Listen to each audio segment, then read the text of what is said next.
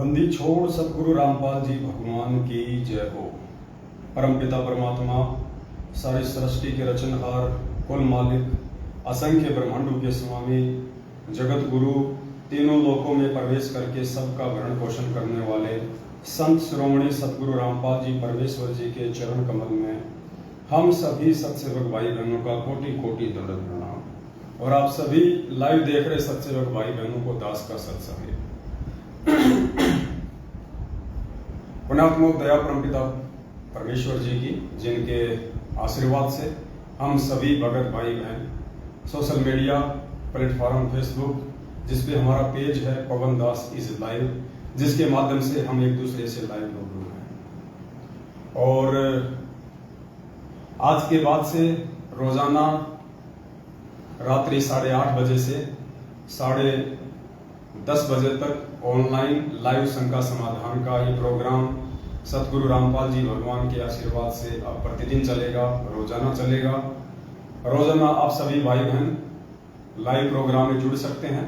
और जो नए भगत भाई बहन हैं, जो अभी अभी सतगुरु रामपाल जी भगवान जी से जुड़े हैं, और जो पुराने भगत हैं, जो किन्हीं कारणों से परमात्मा जी का सत्संग नहीं सुन पाए, उनके सत्संगों को आधार नहीं बना पाए, वो भाई बहन भी यदि आध्यात्मिकता में लेके किसी भी शंका से ग्रसित हैं, भक्ति मार्ग से लेके उनको कोई भी समस्या है, कोई बात उनको समझ में नहीं आ रही है, तो ये कोई मान बढ़ाई का मार्ग नहीं है कि हम सत्सेवक जो हैं आप लोगों से बाद में जुड़े हैं, आप हमारे से पहले जुड़े हैं, हम उनसे क्यों पूछें, वो हमसे छोटे हैं। पुण्यात्मा, ये भक्ति मार्ग है और सतगुरुदेव जी ने बताया कि भक्ति मार्ग में कोई सीनियर जूनियर नहीं होता है। हम सब एक ही परमेश्वर के बच्चे हैं और ये पिछले जन्म जन्मांतरों के योग से ये भक्ति मार्ग समझ में आता है। इसमें कोई जरूरी नहीं है आज जो भगत सन 2014 में जुड़ा है, 2013 में जुड़ा है, 2018 में, 2020 में जुड़ा है, हो सकता है पिछले जन्म में उसने परमात्मा की संगति कहां तक की है। हो सकता है जो भगत आज 2 साल पहले जुड़ा है, पिछले समय में उसने परमात्मा की 20 वर्ष तक उसने संगति की हो। और जो भगत आज 20 साल से जुड़ा है, हो सकता है उसने पिछले जन्म में 1 साल ही परमात्मा की संगति की हो। तो कौन भगत ज्यादा ज्ञान आधारी हुआ, कौन भगत उस परमेश्वर की विशेष आत्मा हुई। तो ज्ञान आधार से हमने भक्ति मार्ग में सीनियर और जूनियर इन सब बातों को कोई महत्व नहीं देना है। ये सारी की सारी बातें मिथ्या हैं। भक्ति मार्ग में इनके लिए कोई महत्व नहीं है। तो आप सभी भगत भाई बहन जो लाइव जुड़ चुके हैं, एक बार वीडियो को ज्यादा से ज्यादा शेयर कर दें, ताकि हमारा जो मैसेज है, जो परमपिता परमेश्वर संगत तक भिजवाना चाहते हैं, वो ज्यादा से ज्यादा भगत भाई बहनों तक पहुंच जाए। तब तक हम परमपिता परमेश्वर जी का मंगलाचरण करते हैं। सत साहिब बंदी छोड़ सतगुरु रामपाल जी भगवान की जय हो। गरीब नमो नमो सतपुरुष नमस्कार गुरु की नहीं, सुर नर मुनि जन साधुआ संतों सर्वसदी नहीं। सतगुरु साहिब संत सब दंडोतम प्रणाम, आगे पीछे मध्य हुए तिनको जा, कुर्बान नराकार निर्विषम, काल जाल भय भंजन, निर्लेपम निज निर्गुण, अकल अनुपवे सुन धुन, सोहम सुरति समापतम, सकल समाना नीरतल, उजल हिरंबर हरदमम, बेपरवा अथाल वार पार नहीं मध्य, तम ग्रीव जो सुमर सिद्ध होई, गणनायक गलताना करो अनुग्रह सोई, पारस पद परवाना आदि गणेश मनाऊं, गणनायक देवन देवा चरण कमल लोलाऊं, आदि अंत करु सेवा, परम शक्ति संगीतम, रिद्धि सिद्धि दाता सोही, अविगत गुण है अतीतम, सतपुरुष निर्मोही, जगदम्बा जगदीशा, मंगल रूप मुरारी, तन मन अर्पण शीशम, भक्ति मुक्ति भंडारी, सुर नर मुनि जन ध्यान, ब्रह्मा विष्णु महेशा, शेष सहस मुख गान, पूज आदि गणेशा, इंद्र कुबेर सरीखा, वरुण धर्म राय ध्यान, सुमरत जीवन जी का। मन इच्छा फल पावे 33 कोटि अधारा, ध्यावे 88 उतरे भव जल पारा। कटहे यम की फांसी 33 कोटि अधारा, ध्यावे 88 उतरे भव जल पारा। कटहे यम की फांसी सात साहे, बंदी छोड़ सतगुरु रामपाल जी भगवान की जय। सत्सारे भाइयों और बहनों, दया परमपिता परमात्मा जी की, जिनके शुभ आशीर्वाद से कलयुग की इस पिछली पीढ़ी में आप और हम सभी भगत भाई बहन एक दूसरे से लाइव संकट समाधान के माध्यम से रूबरू हैं।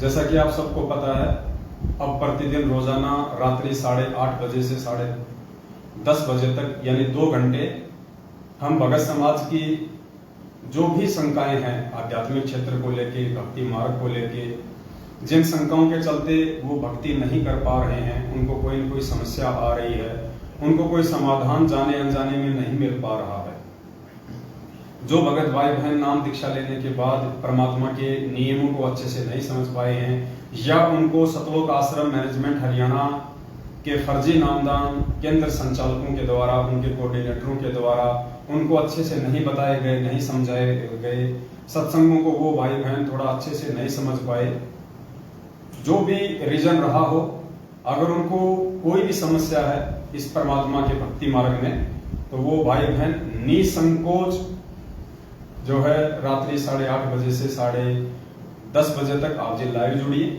और आप हमें मैसेज भी कर सकते हैं। नंबर आपको लास्ट में दे दिया जाएगा, आप वॉइस मैसेज भी कर सकते हैं अपनी कोई भी शंका।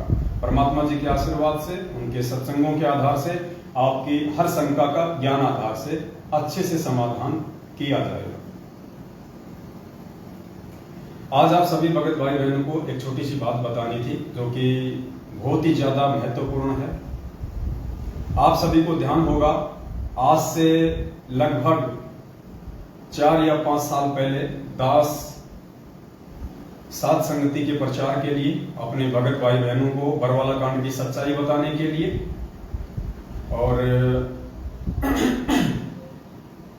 सतलोक आश्रम मैनेजमेंट हरियाणा के द्वारा भोले भगत समाज को हिसार जेल में बैठे हुए पूज्य गुरुदेव सतगुरु रामपाल जी भगवान की आड़ में ज्योति पाठ और दान के नाम से जो लूटा जा रहा था, भगत समाज को राजनेताओं की रैलियों में शामिल करवाया जा रहा था, अन्य धरने और प्रदर्शनों में उनको बहका के लेके जाया जा रहा था, इन सब बातों से भगत समाज को जागरूक करने के लिए, उनको अवेयर करने के लिए कि भाई ये जितने भी आदेश जो भक्ति विरुद्ध हैं, जो पूज्य गुरुदेव जी के सत्संगों से मेल नहीं खाते हैं, ये सारे के सारे आदेश सतगुरु रामपाल जी भगवान के नहीं है।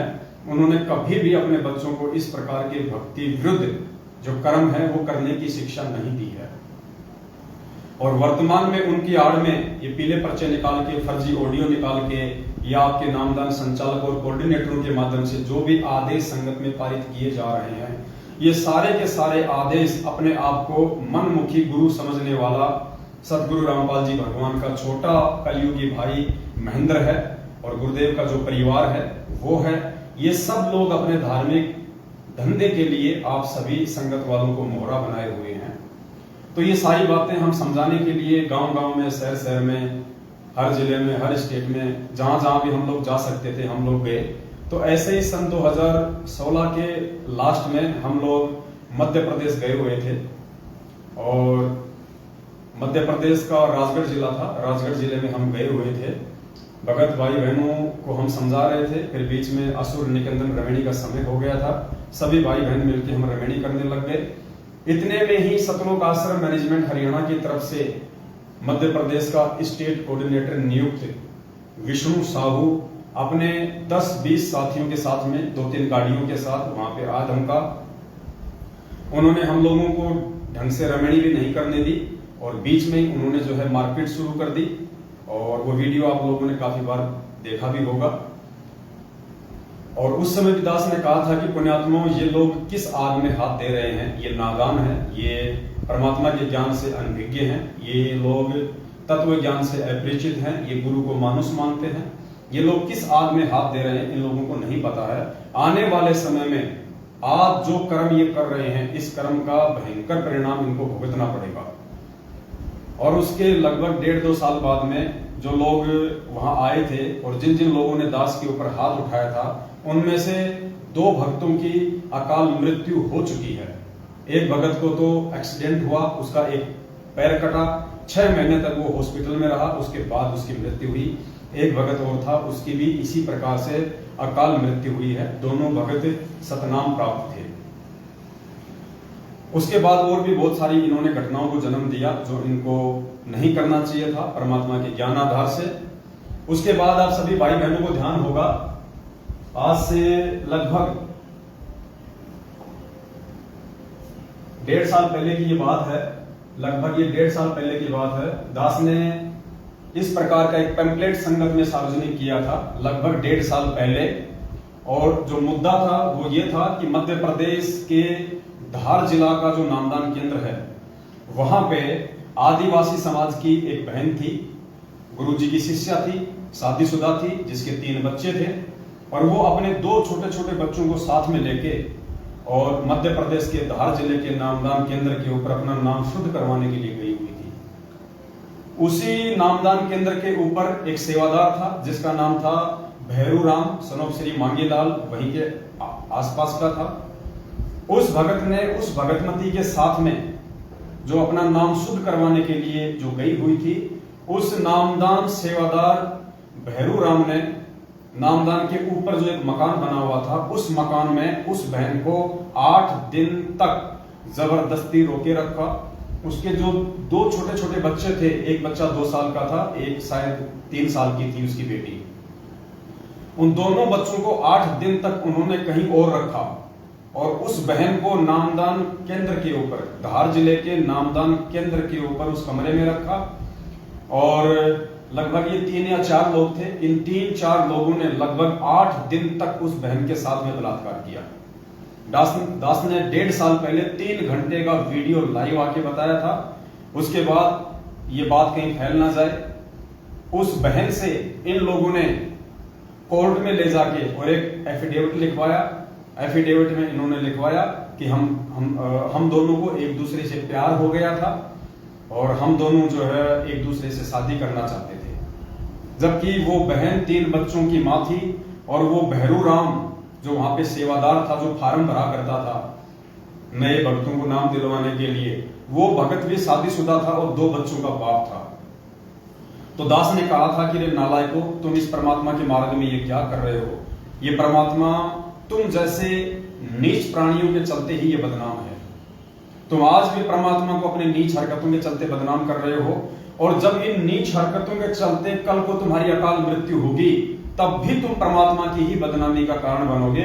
लोग कहेंगे कि ये देखो संत रामपाल जी का भगत, जो अपने आप को बहुत बड़ा भगत कहा करता था कि मेरे गुरुजी ऐसे हैं, मेरे गुरुजी मुर्दे को जिंदा कर देते हैं, मेरे गुरुजी की शरण में जो आ जाता है वो कभी अकाल मौत नहीं मरता। उसके बाद जब तुम खुद अकाल मौत मरोगे तो तुम उस समय भी परमात्मा की बदनामी का कारण बनोगे और तुम डबल दोषी हो जाओगे उस परमात्मा के। तो दास ने उस समय पुण्यात्माओं एक ये पैम्पलेट निकाला था, ये देखिए 21 मार्च 2021, ये 21 मार्च 2021 और दिन रविवार। दास ने पैम्पलेट निकाला था कि 21 मार्च 2021 को दास लाइव आएगा, आप सभी भाई बहनों को उस घटना की हकीकत बताई जाएगी। उस बहन से जो एफिडेविट लिखवाया गया था कोर्ट में ले जाके अपने बचाव के लिए, वो एफिडेविट भी हमारे पास में आ गया था। दास ने एफिडेविट भी संगत में उसकी पीडीएफ कॉपी भी आप लोगों को भेजी थी और आप लोगों को लाइव में दास ने पीडीएफ भी दिखाया था। तो दास ने उस समय ये जिक्र किया था कि बलात्कार केंद्र मध्य प्रदेश के राजगढ़ में नाम शुद्धिकरण करवाने गई 3 बच्चों की मां भूरी दासी के साथ 8 दिन तक नामदान सेवादारों द्वारा सामूहिक बलात्कार। ये दास ने पहले ही पैम्पलेट बना के 4-5 दिन तक संगत में वायरल किया था, ताकि ज्यादा से ज्यादा भगत भाई बहन लाइव जुड़े और सभी भाई बहनों को इस हकीकत का पता चले। तो पुण्यात्माओं, आज लगभग 17 या 18 महीने के बाद, क्योंकि दास ने उस समय आप सभी भाई बहनों को कहा था, परमात्मा का एक विधान बताया था कि भाई राम किसी को मारे नहीं, मारे तो हत्यारा राम। अपने आप ही मर जाएंगे ये कर कर खोटे काम। और इनके वो खोटे काम, इनके वो खोटे कर्म आज सतलोक आश्रम मैनेजमेंट हरियाणा के सामने आ रहे हैं। और पुण्यात्माओं, ये न्यूज है, ये कल की न्यूज है, ये देखिएगा, ये न्यूज है, ये कल की।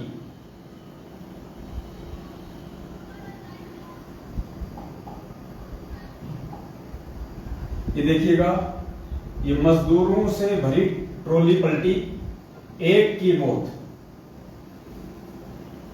भास्कर संवाददाता धार, ये धार जिला है, मांगोद कानवन मार्ग पर गुरुवार शाम 6 बजे मजदूरों से भरी ट्रैक्टर ट्रॉली सड़क से नीचे उतरकर पलट गई।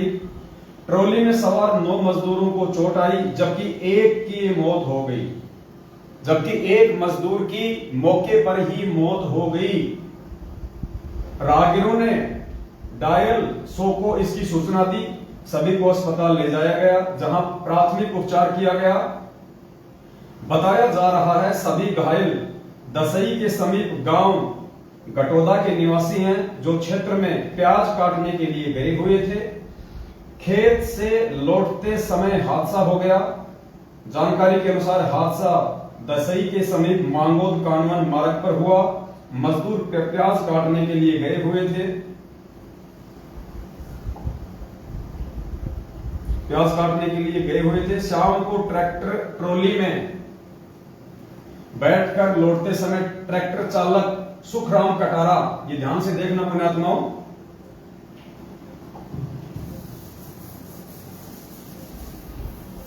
न्यूज को आगे आप ध्यान से देखना। ट्रैक्टर चालक की लापरवाही से तेज गति में दौड़ते हुए समय अनियंत्रित होकर सड़क से नीचे उतरकर पलट गया। इसमें अपने आत्माओं, इस हादसे में ध्यान से देखना आप ये न्यूज, इस हादसे में भैरूलाल सनोफ श्री हरिराम उम्र 32 निवासी अहमदवाला की मौत हो गई। ये पुण्यात्माओं वही भैरूलाल है जिसने उस बहन के साथ में 8 दिन तक बलात्कार किया था। ये वही सतलोक आश्रम मैनेजमेंट हरियाणा के धार जिले का नामदान सेवादार भैरूलाल सनोफ श्री मांगीलाल, जिसने उस आदिवासी बहन भूरी दासी के साथ, जो 3 बच्चों की मां थी और अपना नाम शुद्ध करवाने गई हुई थी, उस बहन के बच्चों को उससे दूर करके, उसको डरा के धमका के, आदिवासी थी, 8 दिन तक उसके साथ नामदान केंद्र के ऊपर बलात्कार किया। और पुण्यात्माओं, दास ने उस समय कहा था कि इन्होंने जो ये कुकर्म किया है, सतगुरु रामपाल जी भगवान से दीक्षा लेने के बाद, उनसे नाम उपदेश लेने के बाद, ये तत्व ज्ञान लेने के बाद, ये कर्म जिन जिन लोगों ने किया है, अभी तो खाली एक का ही नंबर आया है, जिन जिन लोगों ने ये कर्म किया है और जिन जिन लोगों ने, चाहे वो नामदान संचालक हो, चाहे वहां का कोऑर्डिनेटर हो, चाहे स्टेट कोऑर्डिनेटर हो, चाहे सतलोक आश्रम मैनेजमेंट हरियाणा वाले हों, जिन जिन लोगों ने उस कुकर्म में सहयोग किया है और जिन लोगों ने उस न्यूज को, उस बात को दबाया था, उस समय संगत में ऊपर आने नहीं दिया, उन सभी लोगों की आने वाले समय में परमात्मा के विधान अनुसार दुर्गति से मौत होगी। क्योंकि इस प्रकार का जो कुकर्म है वो अक्षम्य है, वो क्षमा करने योग्य नहीं होता है। तो आज आपकी आंखों के सामने पुण्यात्माओं, 18 महीने के बाद जो परमात्मा ने दास से मैसेज डलवाया था, वीडियो बनवाया था कि आने वाले समय में इनकी मौत होगी और दुनिया इनकी मौत को देखेगी और लोग कहेंगे कि देखो ये हैं संत रामपाल जी के भगत, और ये लोग उस परमात्मा की बदनामी का कारण बनेंगे। आपकी आंखों के सामने पुण्यात्माओं ये घटना है। आज जितने भी नामदान संचालक हैं, जितने भी स्टेट कोऑर्डिनेटर हैं, जितने भी कोऑर्डिनेटर हैं, वो अपने आप में बहुत ज्यादा सयाने बन रहे होंगे, अपने आप में बहुत ज्यादा होशियार बन रहे होंगे। पुण्यात्माओं, इन सभी लोगों की यदि समय रहते इन्होंने अभी भी सदगुरु रामपाल जी भगवान से जो मनमाना आचरण इन्होंने पिछले 7 वर्षों से संगत में किया है, संगत के भाई बहनों से करवाया है, सबकी मर्यादा तोड़वाई है, सबको काल भगवान के जाल में फंसाया है, अपने उन समस्त कुकर्मों की यदि समय रहते ये लोग सतगुरु रामपाल जी भगवान से क्षमा याचना नहीं मांगते हैं और समय रहते साध संगति से जुड़कर यदि सत्सेवक नहीं बनते हैं, तो आने वाले समय में जैसे इस भैरव राम की दर्दनाक अकाल मौत हुई है, ठीक इसी प्रकार इन लोगों को भी ये अंजाम भुगतना पड़ेगा। ये परमात्मा का विधान है कि राम किसी को मारे नहीं, मारे तो हत्यारा राम अपने आप ही मर जाएंगे, ये कर कर खोटे काम। और ये देखिए पुण्यात्माओं, ये फोटो आई हुई है, ये ट्रैक्टर था और ये ट्रॉली ये पलटी हुई है और इस भैरव राम की, इस भैरव लाल सनोप श्री हरिराम 32 निवासी अहमद बोला की मौत। और आप लोगों से कुछ भी छुपा नहीं है पुण्यात्माओं, ये कोई ज्यादा दिन की बात नहीं है, अभी लगभग 15 से 20 दिन पहले की ये बात है। दास ने एक छोटा सा वीडियो भी बना के संगत में वायरल किया था, आप सभी भाई बहनों को दास ने समझाया भी था।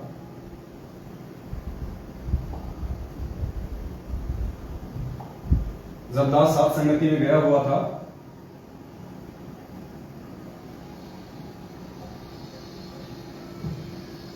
जब दास बंबई के अलीबाग में साथ संगति में गया हुआ था, तो उस समय दास ने छोटा सा वीडियो बना के आप सभी भाई बहनों को समझाया भी था, आप जी को बताया भी था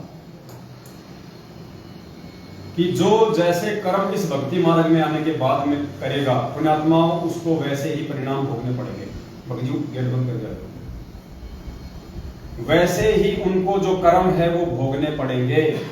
ये परमात्मा किसी का सगा नहीं है, ये सतगुरु रामपाल जी भगवान, ये कबीर परमात्मा किसी का भी सगा नहीं है। हम रोज मंगलाचरण पढ़ते हैं, परम शक्ति संगीतम रिद्धि सिद्धि दाता सोही, अविगत गुण अतीतम सत्य पुरुष निर्मोही। ये सतगुरु रामपाल जी भगवान निर्मोही परमात्मा है। राम किसी को मारे नहीं, मारे तो हत्यारा राम अपने आप ही मर जाएंगे, कर कर खोटे काम। और पिछले 6-7 वर्षों से उस परमपिता परमात्मा सतगुरु रामपाल जी भगवान ने हम सभी सत्सेवक भाई बहनों की संगत में एकमात्र यही ड्यूटी लगा रखी है, आप सभी भाई बहनों को समझाने की कि ये पूर्ण परमात्मा है और इस परमात्मा की शरण में आने के बाद यदि किसी ने गफलत की, यदि किसी ने जानबूझ के ऐसी गलती की जिस गलती से परमात्मा नाराज होते हैं, अंत में उस गलती का दुष्परिणाम भी भयंकर होगा, उनको भोगना पड़ेगा। और पुण्यात्माओं, इनके जितने भी कोऑर्डिनेटर हैं अभी तक, इनके जितने भी सेवादार हैं अभी तक, जिनकी भी मौत हुई है, किसी की भी सामान्य मौत नहीं हुई, किसी भी कोऑर्डिनेटर या नामदान संचालक या सेवादार की साधारण मौत नहीं हुई है, सभी की अकाल मौत हुई है। आज से लगभग 15 से 20 दिन पहले बिहार का स्टेट कोऑर्डिनेटर राजदेव बाबू, राजदेव दास पुण्यात्मा, उसकी अकाल मृत्यु हो चुकी है। एक स्टेट कोऑर्डिनेटर की जो पूरी संगत को हैंडल कर रहा है, उसकी हार्ट अटैक से और बाथरूम में उसकी मौत हुई है। बाथरूम की सीट से वो उठ भी नहीं पाया, बाथरूम की सीट से वो उठ भी नहीं पाया और हार्ट अटैक से उसकी दर्दनाक अकाल मृत्यु हुई है 15 से 20 दिन पहले बिहार के स्टेट कोऑर्डिनेटर की। पुण्यात्माओं, लैट्रिन करते समय यदि किसी के प्राण निकलते हैं तो परमेश्वर का विधान कहता है कि सीधा वो नरक में जाता है, वो नरकगामी है सीधा। जिसकी मल द्वार से जिसके प्राण निकलते हैं, मल द्वार से जिसके प्राण निकलते हैं, वो कहां जाता है? सीधा वो नरक द्वार में जाता है, वो सीधा नरक द्वार में जाता है, जिसके मल द्वार से जिसके प्राण निकलते हैं। तो जो बिहार का स्टेट कोऑर्डिनेटर था राजदेव बाबू, आप सभी भाई बहनों को पता है कि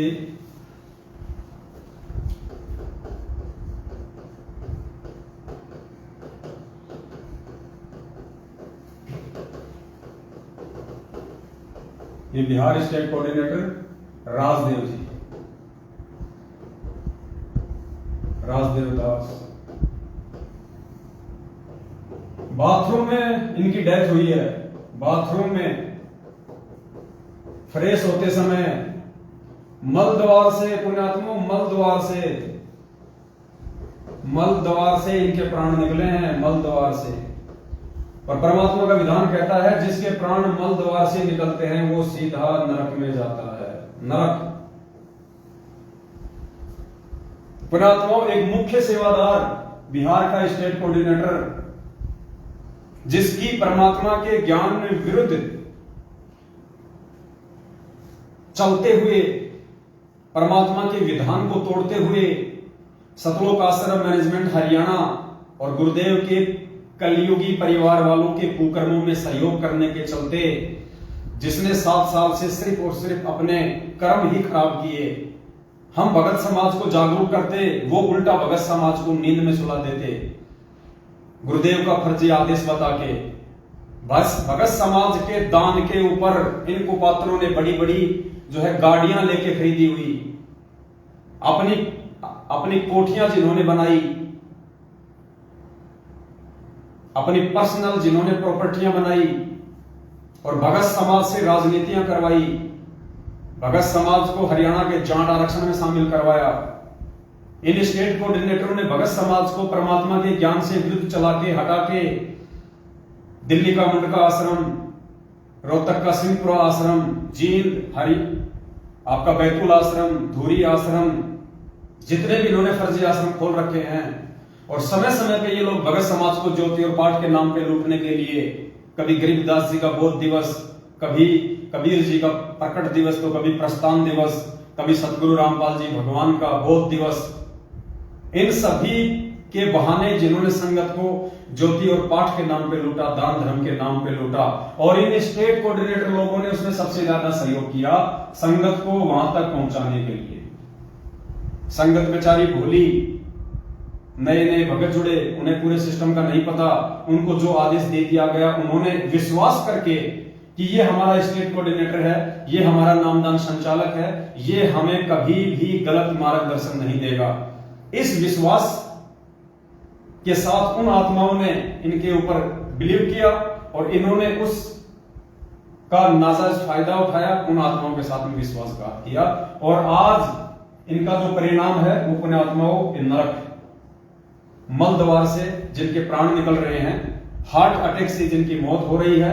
अब सोचिए पुण्यात्माओं, एक मुख्य सेवादार अगर अकाल मौत मर रहा है, मुख्य सेवादार का मतलब है जो सबसे ज्यादा सेवा करता हो, जो परमात्मा के सबसे ज्यादा नजदीक हो, ऐसा व्यक्ति यदि काल भगवान की भेंट चढ़ रहा है, जिसको सार नाम प्राप्त हो, तो सोचिए पुण्यात्माओं, उससे नीचे की जो संगत है, बिहार की जो अन्य संगत है, सोचिए वो कौन से द्वार में जाएगी। जब आपके स्टेट कोऑर्डिनेटर की, जिसको आप परमात्मा से बहुत ज्यादा नजदीक समझते हैं, राजदेव दास, और जब उसकी पुण्यात्माओं इस प्रकार से मौत होती है, तो उस राजदेव दास के पीछे भेड़ चाल में चलने वाली संगत जो आंख बंद करके चल रही है, उस संगत का क्या हाल होगा, वो कौन से लोक में जाएगी। अभी भी समय है, लगभग 1.5 से 2 साल पहले जम्मू कश्मीर का स्टेट कोऑर्डिनेटर ताराचंद इसी प्रकार अकाल मृत्यु को प्राप्त हुआ, इसी प्रकार से अकाल मृत्यु को प्राप्त हुआ, हॉस्पिटल में उसकी मृत्यु हुई बीमारी के चलते। अरे अगर उस कबीर परमेश्वर के भक्तों की अगर इस प्रकार भक्ति करते करते भी, और वो भी एक स्टेट कोऑर्डिनेटर, एक सारनामी, अगर उनकी भी इस प्रकार अकाल मृत्यु होगी दुर्गति से, तो पुण्यात्माओं सोचो आम भक्तों का क्या होगा, समाज पे इसका क्या प्रतिकूल प्रभाव पड़ता है। और ये सारा का सारा जो ये बवंडर है, सारा का सारा जो ये लफड़ा है, ये क्यों हो रहा है। ये जितने भी स्टेट कोऑर्डिनेटर हैं, गुरु जी का परिवार है, ये सभी लोग इन कुकर्मों को क्यों अंजाम दे रहे हैं। इसमें खाली अकेला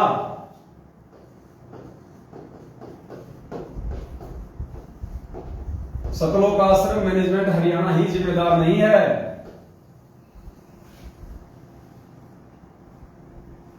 केवल सतलोक आश्रम मैनेजमेंट हरियाणा अकेला ही जिम्मेदार नहीं है।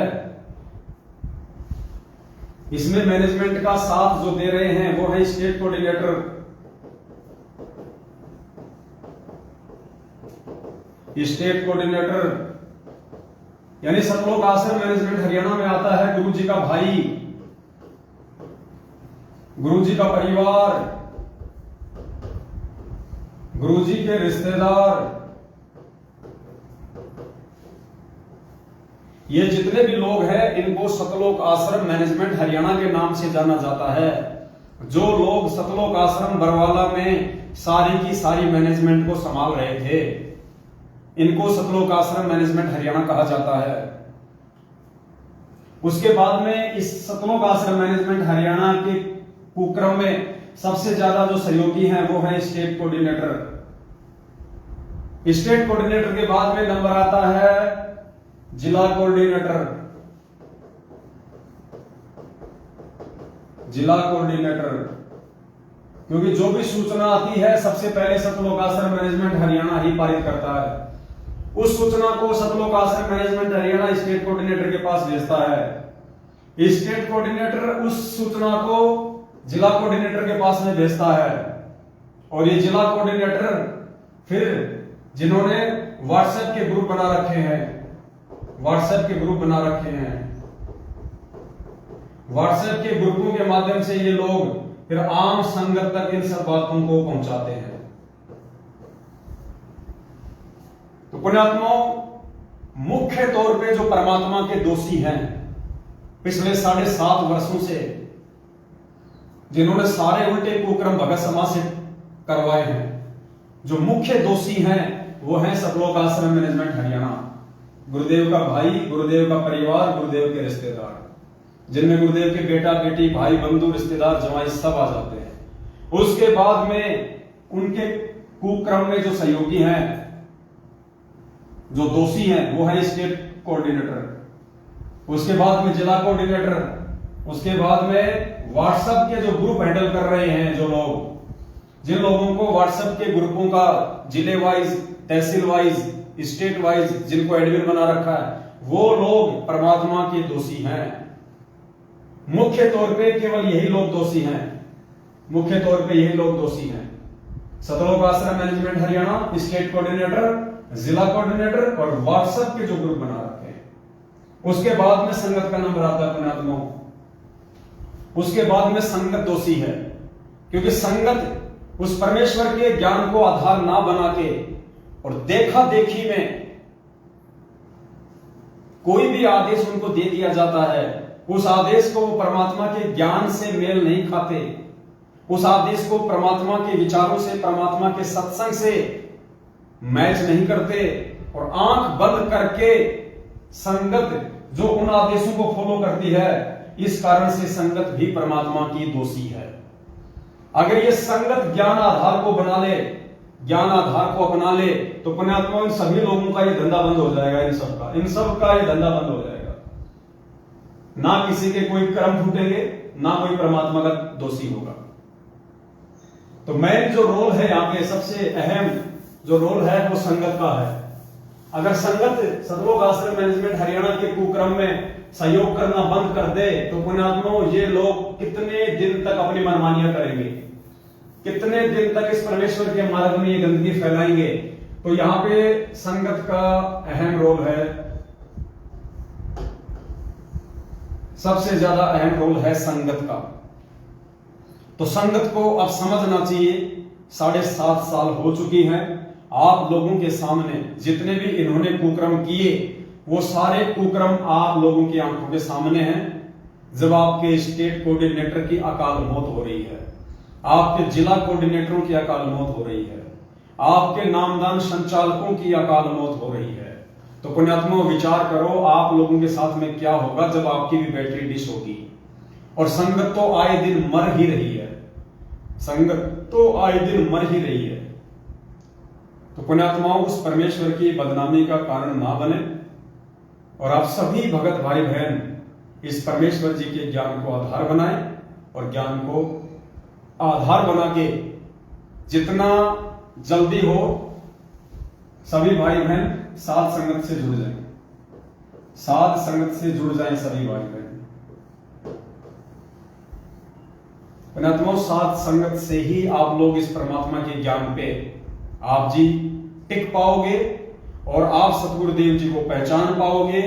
वरना जब तक हम अपने गुरु को मानुष मानेंगे, जब तक हम गुरु को मानुष समझेंगे पुण्यात्माओं, तब तक हमारे ना तो यहाँ पे कोई हमारे कर्म सुधरेंगे, ना हमको यहाँ पे कोई सुख मिलने वाला है, और ना ही यहाँ से शरीर छोड़ने के बाद में हमारी कोई गति होनी है। क्योंकि 350 साल पहले गरीबदास जी महाराज जी ने स्पष्ट कह दिया कि गुरु मानुष कर जानते वो नर कहिए अंध और दुखी संसार में आ गए उनके फंदे। तो आप लोगों को गुरु जी को मानुष ही मनवाया जा रहा है। 2020 में आप लोगों से गुरुदेव का जन्मदिन मनवाया गया, पीला पर्चा निकाला गया, सरेआम जन्म दिवस मनाया गया संत रामपाल जी भगवान का। अरे भगवान का जन्मदिन मनाओगे तो पुण्यात्माओं पार कैसे हो जाओगे? ना सतगुरु जननी जने जाके माना बाप, पिंड भ्रमण से रहित है ना माती होता।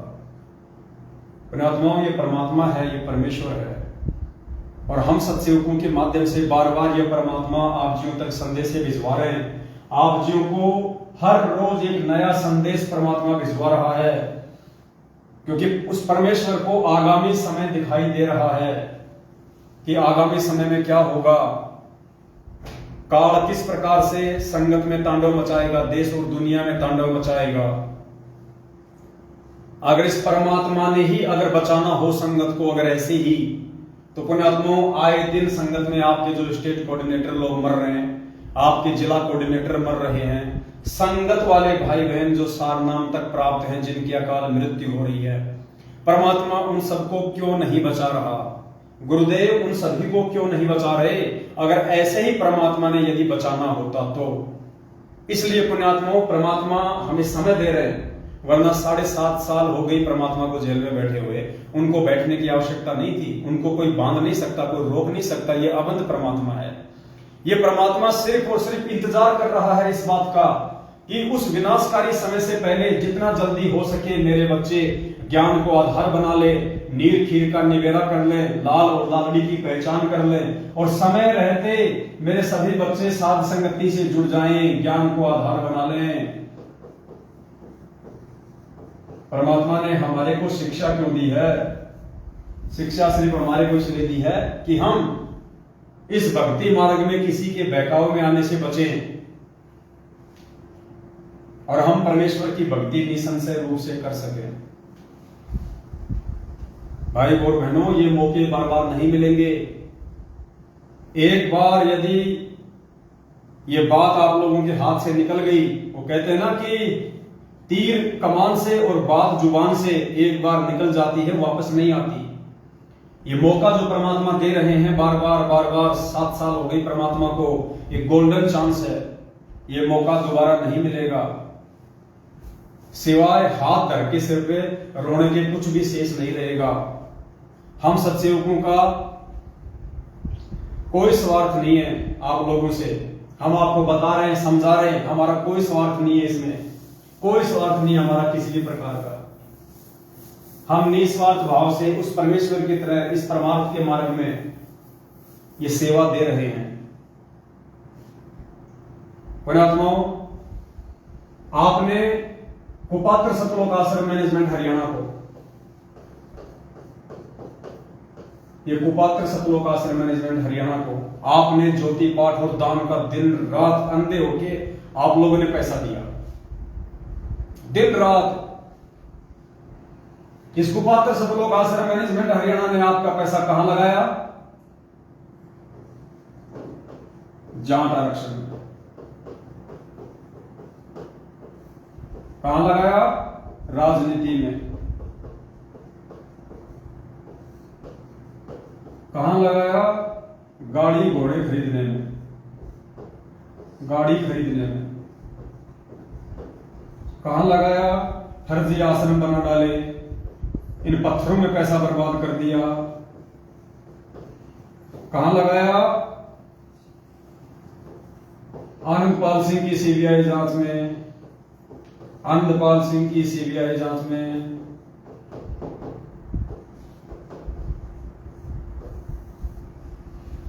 आपने पैसा दिया इनको, ज्योति का पैसा लगाया इन्होंने जाट आरक्षण में। आपने पैसा दिया इनको पाठ का पैसा लगाया इन्होंने राजनीति में। आपने इनको खुला दान किया, नामदान केंद्रों पे दान पेटियों में, इन्होंने उस पैसे से गाड़ियां खरीदी। उन्होंने इस पैसे से फर्जी आश्रम बना डाले जहां पे आज आपको लूटने का ही काम किया जा रहा है।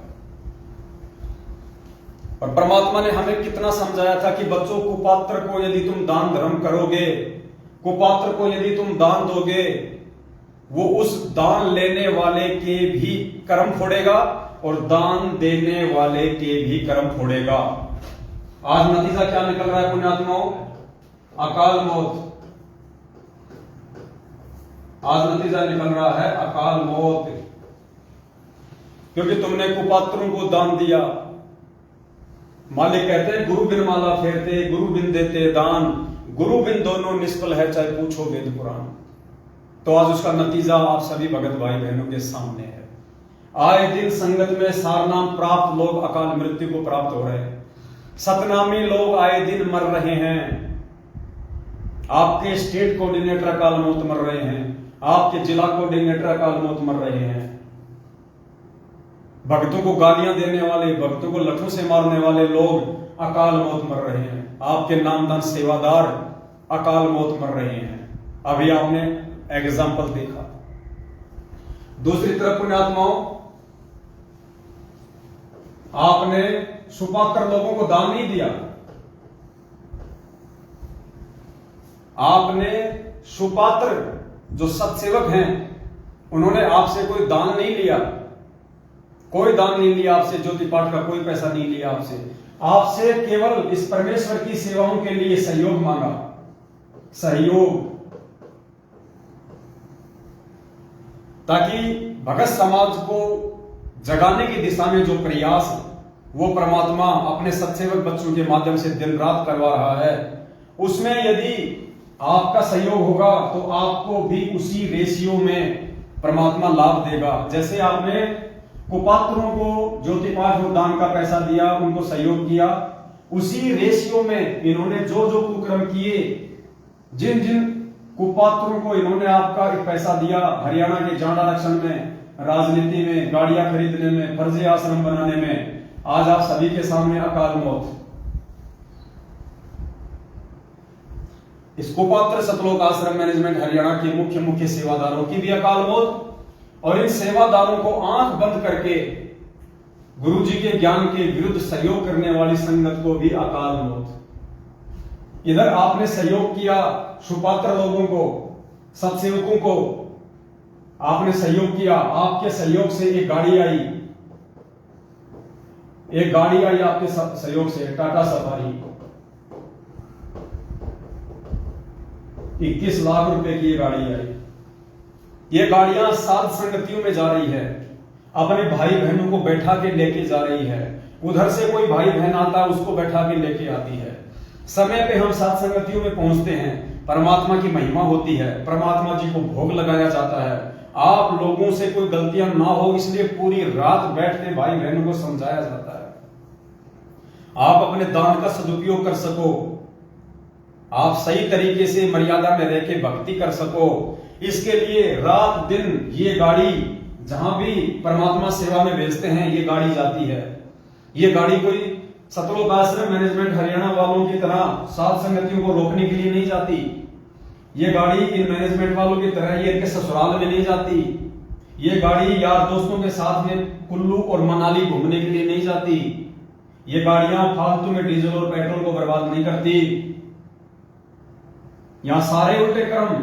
और यहां जो आप लोगों ने सुपात्र को सहयोग किया, सुपात्र को सहयोग करने के बाद में आपका पैसा जहां जहां यूज हुआ, आज आप देख रहे हैं एक डिजिटल बोर्ड है, ये 75 इंच का है डिजिटल बोर्ड। ये लगभग 1,94,000 रुपए का आया है। दास की औकात नहीं थी, आप सभी भाई बहनों से परमात्मा ने सहयोग करवाया, तो ये सेवा में काम आ रहा है।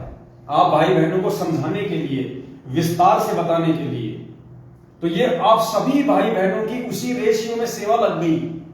जैसे कुपात्र मैनेजमेंट को सहयोग किया, जिसने जितना सहयोग किया, जिसने ₹1,00,000 का सहयोग किया, जिसने 2,000 का सहयोग किया, उसी रेशियो में इन्होंने जो भी भक्ति विरुद्ध कुकर्म किए, जिसने 2,000 किया था उसको 2% उसका परिणाम मिलेगा, और जिसने ₹1,00,000 इनको सहयोग किया था उसको 10% इसमें उनके वो कर्म बिगड़ेंगे। ठीक इसी प्रकार यहां आपने सुपात्रों को अगर ₹2,000 सहयोग किया है तो आपका 2% यहां पे सहयोग माना जाएगा। अगर आपने ₹1,00,000 का सहयोग किया है तो आपका 10%।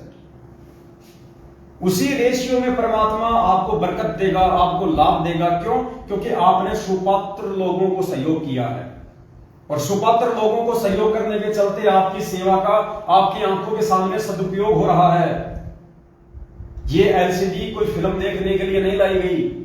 ये एलसीडी आप सभी भाई बहनों को परमात्मा का विधान समझाने के लिए, परमात्मा का ये तत्व ज्ञान समझाने के लिए, इस भक्ति मार्ग में हमें काल कहां कहां ठगेगा, कहां कहां हमारे को लूटेगा, उन समस्त बातों की आप सभी भाई बहनों तक जानकारी पहुंचे। आप सभी भाई बहन अपनी मर्यादा बचाएं। आज आपकी सेवा आप ही के काम आ रही है। जिस कैमरे से ये शूट किया जा रहा है वो कैमरा लगभग ₹1,30,000 का आया है। जिस मोबाइल से लाइव चल रहा है वो मोबाइल लगभग ₹1,17,000 का आया है, ताकि आप लोगों तक साफ सुथरी फोटोएं पहुंचे, साफ सुथरी वीडियो पहुंचे, बीच में कोई डिस्कनेक्ट ना हो। आपकी सेवा आप ही के काम आ रही है। तो यहां आपने जो सुपात्र को सहयोग किया, जो मदद की, और आपकी मदद लाखों भगत भाई बहनों को भक्ति मार्ग पे जोड़ रही है। लाखों भाई बहनों को भक्ति मार्ग पे उनकी जो मर्यादा जो टूटी हुई थी उन मर्यादाओं को वापस ठीक करवा रही है। आपके चंद रुपयों का सहयोग इस परमेश्वर से जो आत्मा दूर हो चुकी थी, सतलोक आश्रम मैनेजमेंट हरियाणा के कुकर्म देखकर, सतलोक आश्रम मैनेजमेंट हरियाणा की मनमानियां देखकर, आज वो आत्मा आपके द्वारा सहयोग किए गए इन साधनों से ये वीडियो देख देख के वो आत्मा पुनः सच्चाई से परिचित होके कि भैया मुख्य दोषी तो मैनेजमेंट है, सतलोक आश्रम मैनेजमेंट हरियाणा है। हमारे गुरुदेव का बरवाला कांड में किसी प्रकार का कोई दोष या कोई सहयोग नहीं है। मुख्य दोषी ये मैनेजमेंट है, गुरुजी का परिवार है। इन लोगों की उल्टी हरकतों के चलते हमारे गुरुजी आज देश और दुनिया में बदनाम है। गुरुजी हिसार जेल में बैठे हुए हैं। तो आज लोगों को ये वीडियो देख देख के ये नीर खीर का निवेरा संगत कर रही है, लाल और लालनी की पहचान संगत कर रही है। तो पुण्यात्माओं, इसका जो श्रेय है उसी अनुपात में जिन जिन भगत भाई बहनों ने सुपात्रों को सहयोग किया है, और आपके सहयोग से जितने भी साधन आए हैं, जिन साधनों से भगत समाज जाग रहा है, परमात्मा उसी रेशियो में आपको बरकत देगा। आपके आने वाले संकट को परमात्मा टालेगा। यहां इतना दान धर्म देते देते भी, कुपात्र सतलोक आश्रम मैनेजमेंट हरियाणा को इतना दान धर्म करते करते भी लोगों को क्या मिल रही है? अकाल मौत। और यहां पुण्यात्मा, आपने जो थोड़ा सा जो सहयोग किया है उसके बदले आप देखना, परमात्मा आपके आने वाले समय में जो कांटे होंगे परमात्मा उनको हरेगा, आपके ऊपर आपत्ति नहीं आने देगा। क्योंकि आपने परमेश्वर के ज्ञान को आधार बना के, आपने उस परमेश्वर की मर्यादाओं को मद्देनजर रखते हुए आपने अपने ही सत्सेवक भाई बहन, आपने सुपात्र को सहयोग किया है, जो आपके दान धर्म का दुरुपयोग नहीं कर सकते। पुण्यात्मा, इसलिए परमात्मा आके हमें इतना ज्ञान देता है। इसलिए परमात्मा ने पिछले 27 वर्षों से हमारे को यह अनमोल तत्व ज्ञान दिया है। परमात्मा ने दिन रात एक की है। हम नालायकों तक ये अपना आध्यात्मिक ज्ञान पहुंचाने के लिए उस परमात्मा को 2-2 बार जेल जाना पड़ा है। परमात्मा ने देश और दुनिया वालों की गालियां खाई है। गांव गांव जाके परमात्मा ने लोगों के ताने सहे हैं, तब कहीं जाके ये ज्ञान उस परमेश्वर का आप और हम सभी आत्माओं तक ये पहुंचा है। और आज इस मैनेजमेंट के द्वारा, गुरुदेव के कलियुगी परिवार के द्वारा उस ज्ञान की धज्जियां उड़ाई जा रही है। और ये परिणाम आप सभी भाई बहनों के सामने है। एक छोटी सी जानकारी थी जो आप सभी भगत भाई बहनों को देनी जरूरी थी परमात्मा जी के आशीर्वाद से। और उसके बाद आप दिन में एक भगत भाई बहन की शंका आई थी, बहुत सारे भगत भाई बहनों के फोन भी आए और उनके व्हाट्सएप पे उनके मैसेज भी आए। तो समय हमारे पास में आज है नहीं ज्यादा, तो एक जो शंका है जो ज्यादातर भगत भाई बहनों की शंका थी, और उन सभी भाई बहनों ने जो शंका जो अपनी जाहिर की है, उन सब ने कहा है कि भगत जी 2014 बरवाला कांड के बाद 2014 बरवाला कांड के बाद जिन भगत भाई बहनों ने अपनी मर्यादाएं तोड़ दी थी, जो भगत भाई बहन इस परमेश्वर के ज्ञान से दूर हो गए थे, 2014 बरवाला कांड,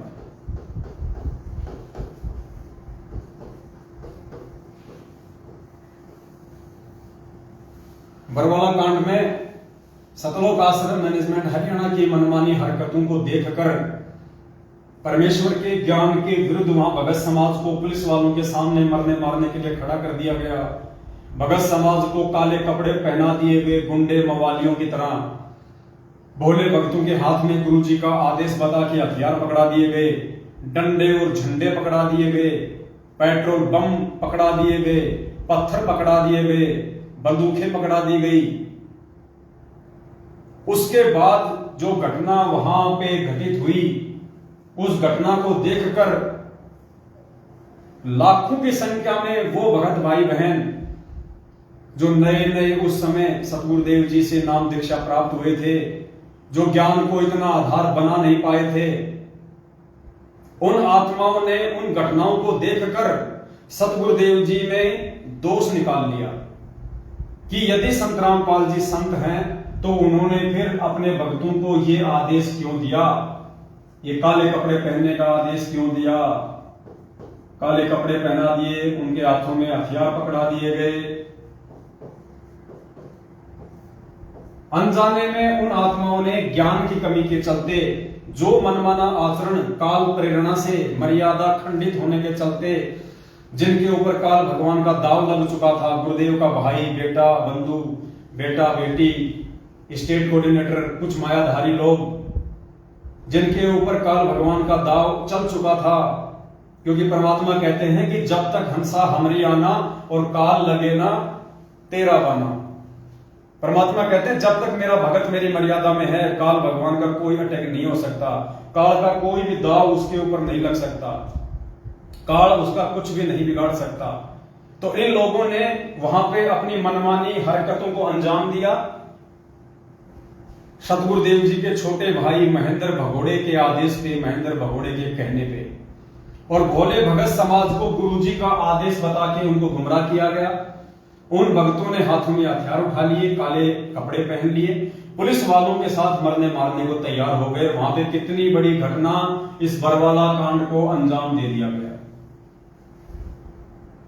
इस बरवाला कांड के बाद में जब गुरुदेव को जेल हुई, भक्तों की मार पिटाई हुई, आश्रम को पुलिस प्रशासन ने अपने कब्जे में ले लिया, उसके बाद लाखों की संख्या में भगत भाई बहनों के मन में दोष उत्पन्न हो गया अनजाने में सतगुरु रामपाल जी भगवान के प्रति, और उन लोगों ने भक्ति को त्याग दिया था।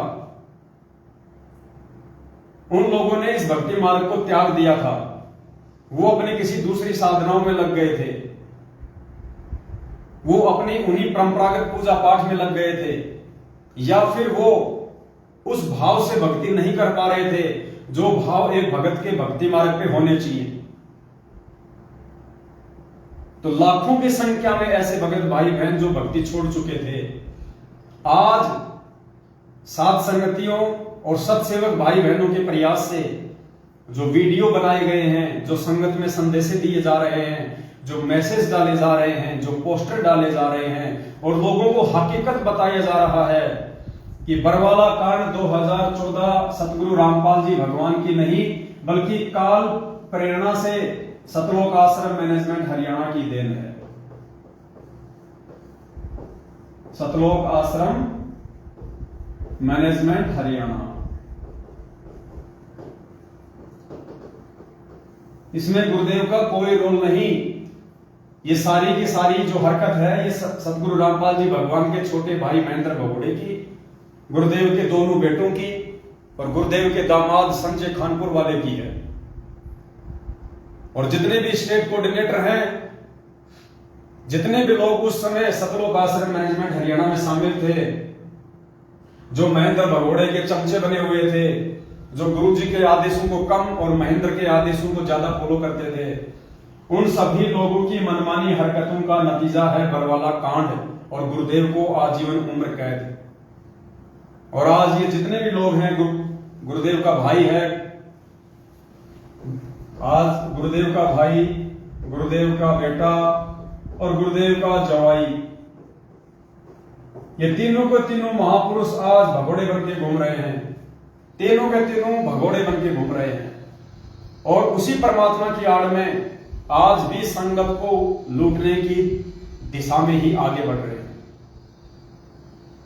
तो इन सब बातों से परिचित होके अब धीरे धीरे धीरे धीरे वो आत्माएं जो वर्षों पहले बरवाला कांड की घटना को देख के भक्ति को त्याग चुकी थी, परमात्मा से धीरे धीरे काल उनको दूर कर रहा था, आज सत्सेवक भाई बहनों के प्रयास से वो आत्माएं पुनः परमात्मा के नजदीक आ रही हैं। और सैकड़ों की संख्या में ऐसे भगत भाई बहनों के फोन आते हैं कि भगत जी हम वापस भक्ति शुरू करना चाहते हैं, क्योंकि हमारे को हकीकत का नहीं पता था, हमारे को सच्चाई का पता नहीं था, हम भ्रमित हो गए थे, लोगों ने हमारे को भ्रमित कर दिया था, हमारे रिश्तेदारों ने हमारे को भ्रमित कर दिया था कि देखो तुम्हारे गुरुजी ऐसे हैं, तुम्हारे गुरुजी ऐसे कुकर्म करते हैं, ये संतों के काम थोड़ी होते हैं इस प्रकार से पुलिस प्रशासन के साथ में लड़ाई करना, झगड़ा करना, भक्तों को मरवाना। तो भगत जी हमें उस समय इन सब बातों का नहीं पता था और हमने गुरुजी का ही आदेश समझ के हमने सोचा कि मैनेजमेंट को गुरुजी ही आदेश दे रहे हैं और गुरुजी ने ही बरवाला कांड करवाया है और हमारे अंदर दोष उत्पन्न हो गया था। क्या भगत जी आज हम उस दोष से मुक्त हो सकते हैं? क्या वो परमात्मा हमें वापस अपने शरण में ले सकता है? हम किस प्रकार से अपना नाम शुद्ध करवाएं? हम किस प्रकार से वापस उसी तरह ये भक्ति हम शुरू करें? तो आज सैकड़ों की संख्या में ऐसे भगत भाई बहनों के फोन आते हैं। तो आज अभी आगे का जो वीडियो है हमारे पास में जो भी आधा पौन घंटा बचा हुआ है, परमात्मा उसी के ऊपर अब बातचीत करवाएंगे। मोबाइल दे दो मुझे।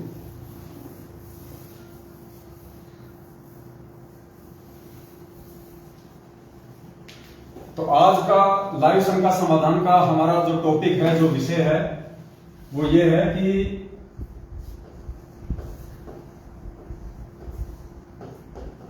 भक्ति छोड़ चुके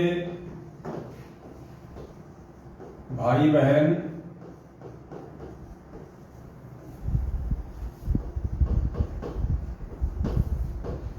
नाम शुद्ध कैसे करवाएं?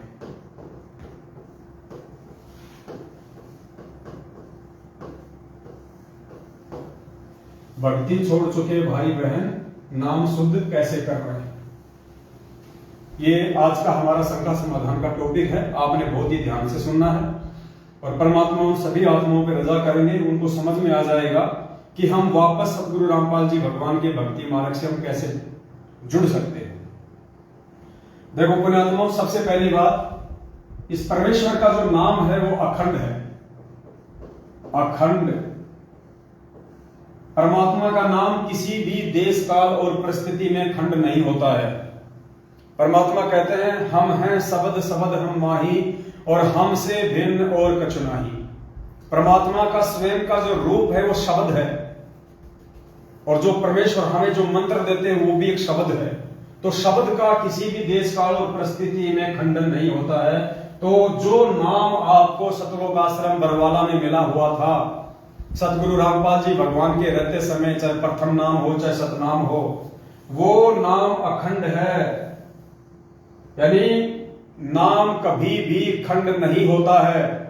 इस बात को अपने दिलो दिमाग से हम निकाल दें। साहेब का नाम अखंड है और सकल सब खंड। यहां सब कुछ खंडित है सिवाय इस परमेश्वर के नाम के। जो चीज खंडित होती है वो है मर्यादा। मर्यादा खंडित होती है।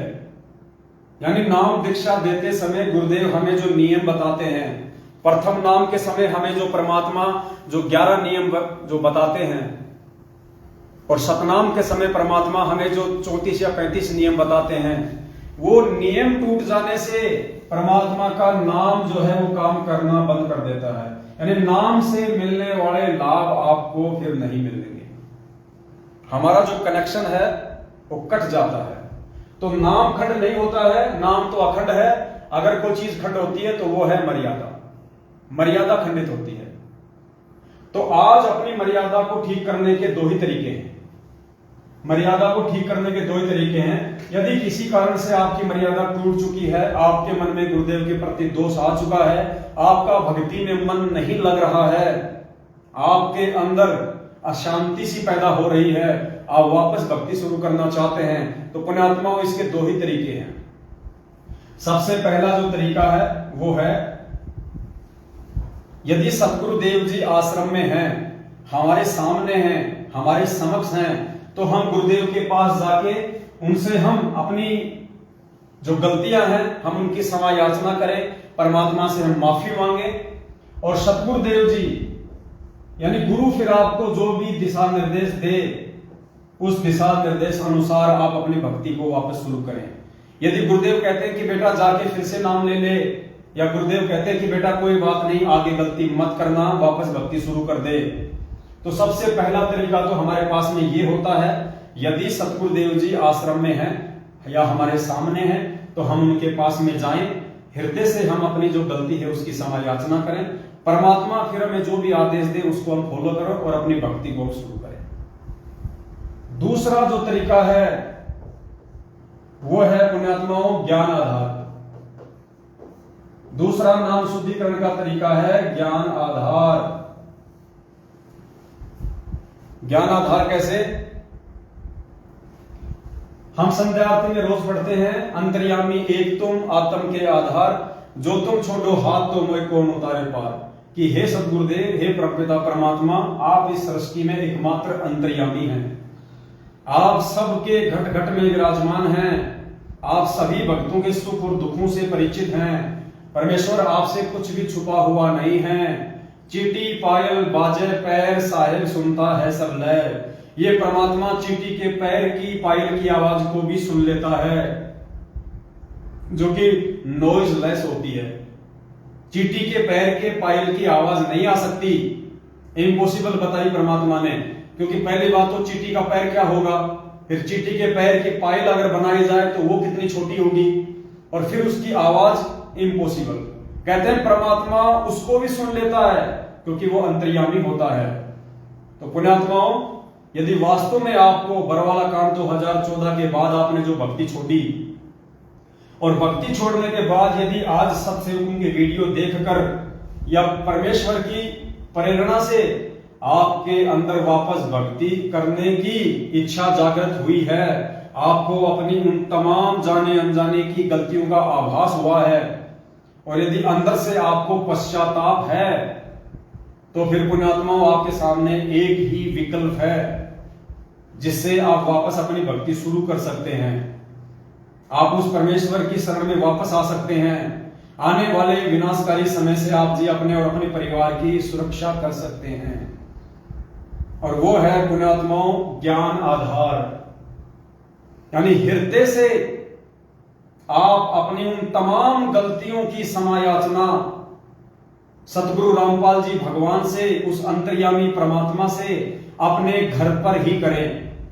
आप उसी प्रकार से जैसे आपने पहले नाम दीक्षा ली थी, और नाम दीक्षा लेने के बाद में आपने अपने घर पे आके जो अपना दरबार लगाया था परमात्मा का, जहां पे आपने ज्योति लगाना शुरू किया था, जहां पे आप तीनों समय की आरती करते थे, आप परमेश्वर जी को दंडवत प्रणाम किया करते थे, वो ठीक वैसा ही दरबार आप जी फिर से अपने घर पे लगाओ।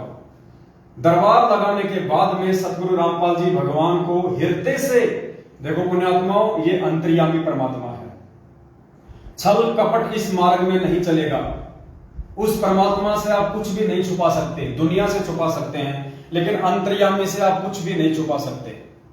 अगर आप निष्कपट हैं, आपके मन में कोई छल नहीं है और वास्तव में आप भक्ति करना चाहते हैं और आपको अपनी गलती का आभास है और हृदय से आप क्षमा याचना यदि मांगेंगे, तो पुण्यात्माओं, आप अपने घर पे दरबार के सामने गुरुदेव को ज्योति जला के परमात्मा को दंड प्रणाम करें और हृदय से अपनी तमाम जाने अनजाने की गलतियों की माफी मांगे। और उसके बाद निसंशय होके आप ये भूल जाना कि आपने कोई गलती की थी। आप ये भूल जाना कि आज से पहले आपने कोई नाम दीक्षा ली थी। आप ये सोच के कि आज उस परमात्मा ने मुझे भक्ति मार्ग पर फिर से नया जीवन दिया है, आज मेरा भक्ति मार्ग पे फिर से नया जन्म हुआ है और आज ही परमात्मा ने मेरे को ये मंत्र दिए हैं, आज ही मुझे नाम मिला है।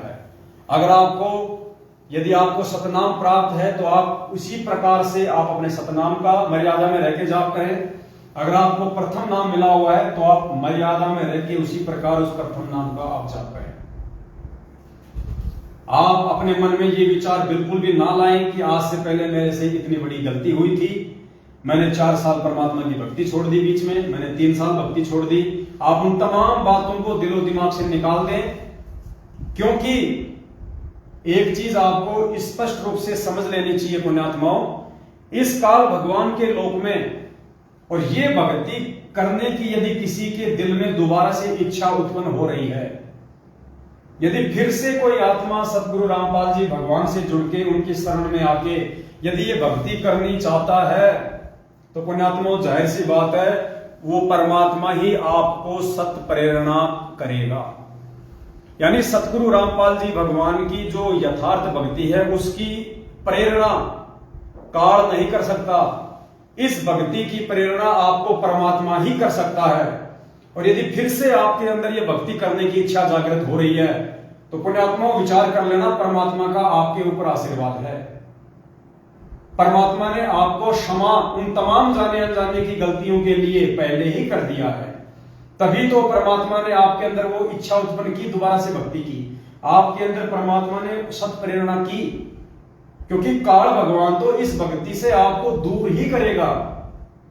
जैसा कि सतलोक आश्रम मैनेजमेंट हरियाणा को निमित्त बना के भक्तों से राजनीतियां करवा के, आरक्षणों में बैठा के, कुपात्रों को ज्योति पाठ और दान धर्म का पैसा दिलवा के, उस पैसे से जो साधन लिए जा रहे हैं वो साधन भक्तों के कर्म फोड़ रहे हैं। सात संगतियों के रुकवाने में वो गाड़ियां इनके काम आ रही हैं।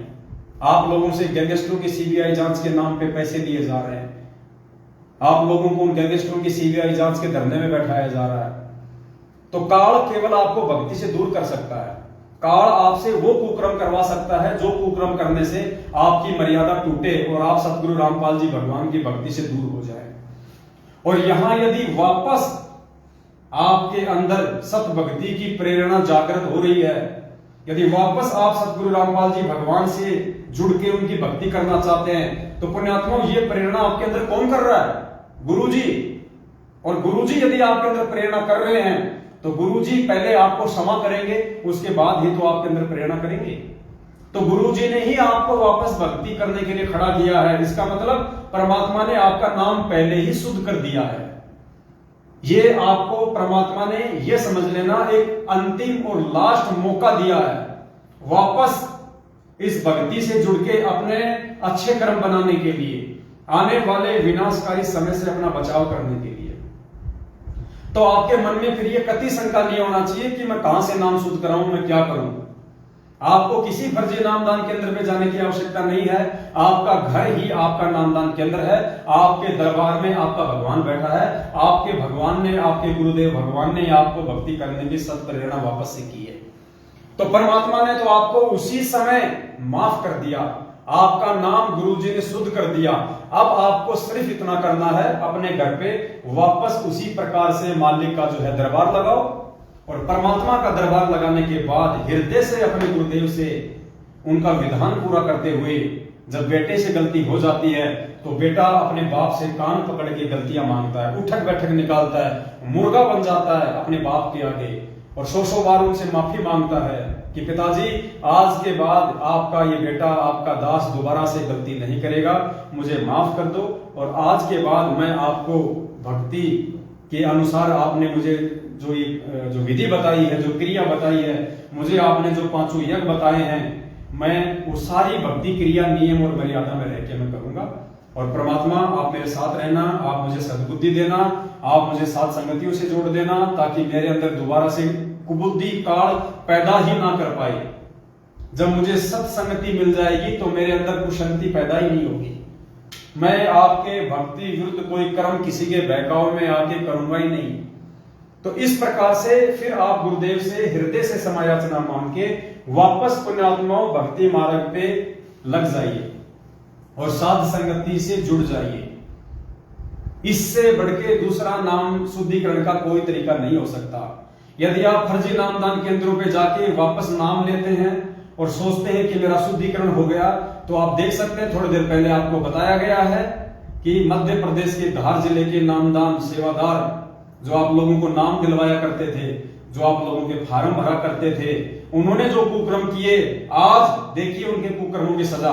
जैसे ही उसकी बैटरी डिस्चार्ज हुई, आज वो अकाल मौत प्राप्त हुआ है ट्रैक्टर और ट्रॉली के एक्सीडेंट में। तो सोचिए वो लोग तो सबसे बड़े खंडित लोग हैं। आप जिन फर्जी नामदान केंद्रों पे जाके नाम शुद्ध करवाने की सोच रहे हैं, उन फर्जी नामदान केंद्रों पे बैठे हुए लोग तो सबसे ज्यादा खंडित लोग हैं। वो कहां से आपका नाम शुद्ध करवा देंगे? उनको ना तो नामदान केंद्र खोलने के आदेश गुरु जी की तरफ से, ना ही इन लोगों को नाम शुद्धिकरण करवाने के लिए परमात्मा जी ने नियुक्त किया है।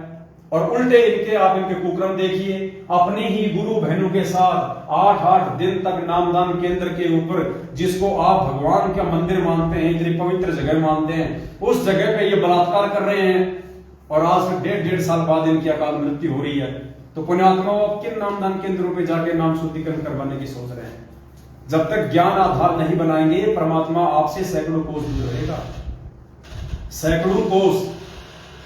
तो पुण्यात्माओं, हमने विचार करना पड़ेगा इन सब बातों पे। और अब आपको एक परमात्मा का छोटा सा एक सत्संग सुनाते हैं, जिससे आपको दृढ़ विश्वास हो जाएगा कि वास्तव में वर्तमान में नाम शुद्धिकरण की इस विधि से बढ़ के और दूसरी विधि कोई नहीं है।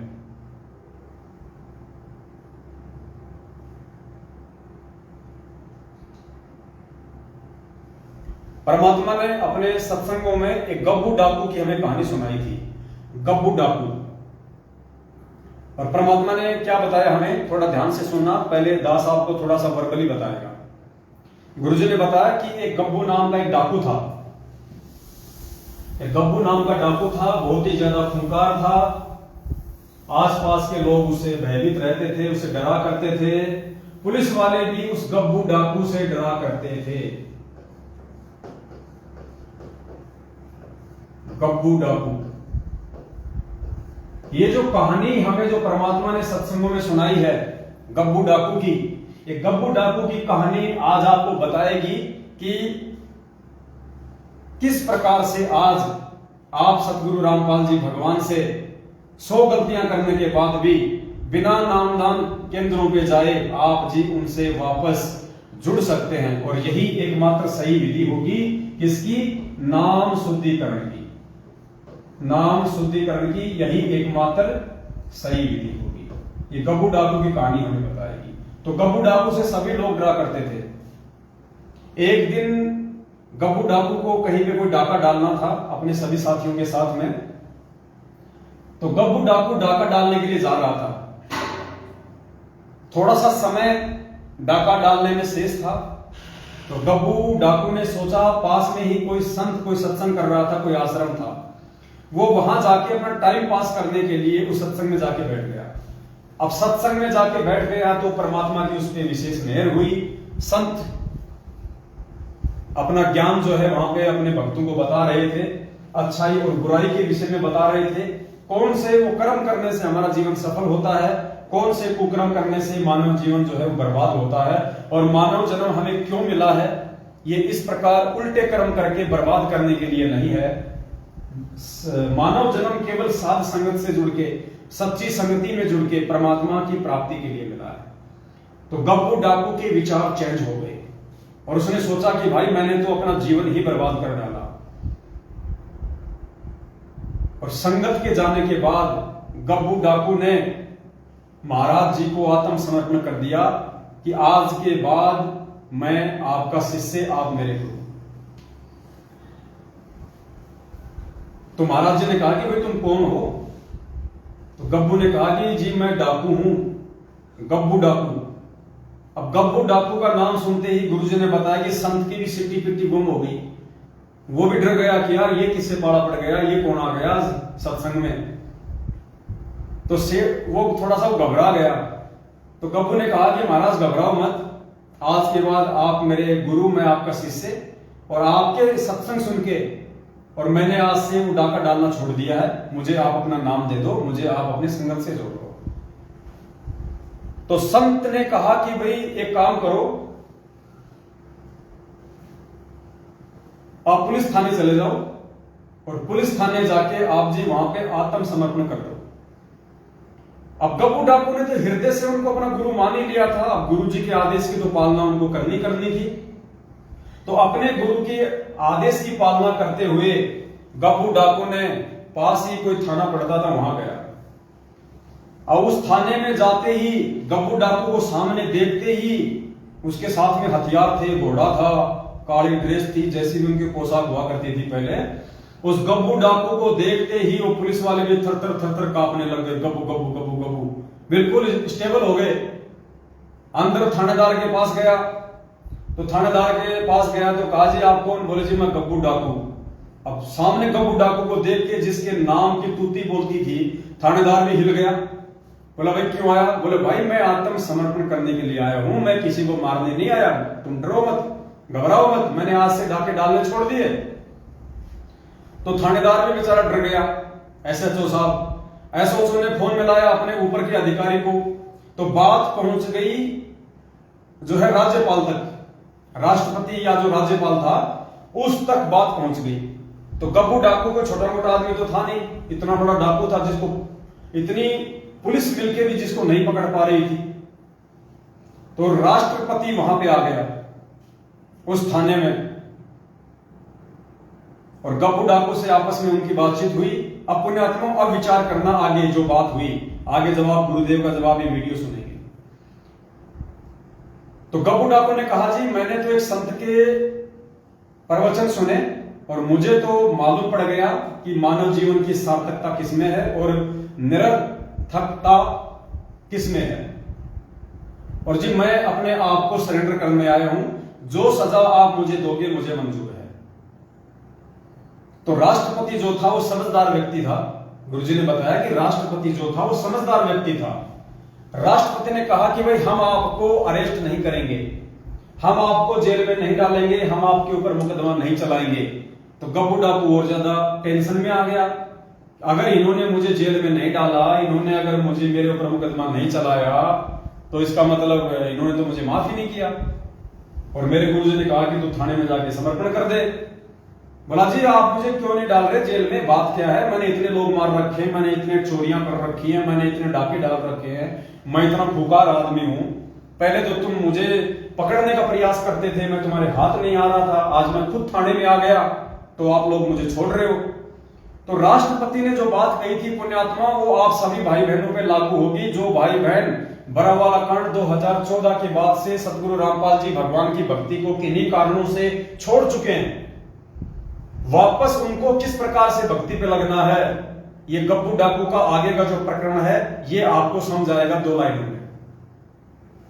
तो राष्ट्रपति ने कहा कि भाई देखो, हम लोगों को जेल में इसलिए डालते हैं, हम लोगों को उसके कुकर्मों की सजा इसलिए देते हैं ताकि वो सुधर जाए, ताकि वो आगे कोई गलती ना करे, समाज में किसी अप्रिय घटना को वो जन्म ना दे, समाज के लोगों को परेशान ना करे, माता बहनों को परेशान ना करे, लोगों की संपत्ति ना लूटे।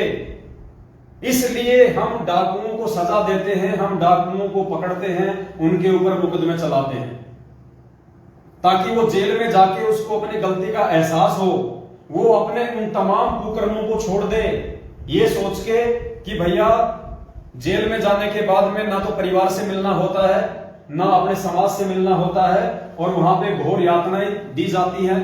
तो इन सब बातों से परिचित होके 2, 4, 5, 10 साल की सजा काट के वो आदमी वापस उन कुकर्मों से तौबा कर ले और समाज में एक सभ्य नागरिक की भूमिका निभाए। बोला हम तो लोगों को इसलिए पकड़ते हैं, डाकुओं को इसलिए हम उनको जेल में डालते हैं। और भाई जब आपने पहले ही सारे कुकर्म छोड़ दिए, आपको अपनी गलती का एहसास हो चुका है कि आज से पहले मैंने जो किया वो गलत था, मुझे वैसा नहीं करना था, और आज के बाद मैं ये कुकर्म बिल्कुल भी नहीं करूंगा, ज्ञान को आधार बनाऊंगा, अच्छे लोगों की संगति करूंगा, परमात्मा की भक्ति करूंगा। तो जब आप जेल में जाने से पहले ही सुधर चुके हैं तो फिर आपको जेल में डालने का फायदा क्या है? हम तो जेल में इसलिए डालते हैं ताकि लोग जेल जाने के बाद में डर के मारे सुधर जाएं, और तुम जेल जाने से पहले ही तुम सुधर चुके हो, अपनी गलतियां तुमने स्वीकार कर ली है, तुम खुद आत्मसमर्पण करने के लिए अपने आप को और अपने हथियारों को थाने में आ चुके हो। तो भाई हमने तुमको माफ कर दिया, तुम जाओ यहां से, हमने तुमको माफ कर दिया। तो पुण्यात्माओं, अब आप ये कहानी आप सतगुरुदेव जी के मुख कमल से आप सुनिए, उसके बाद फिर आपको इस कहानी का रहस्य आपको समझ में आएगा।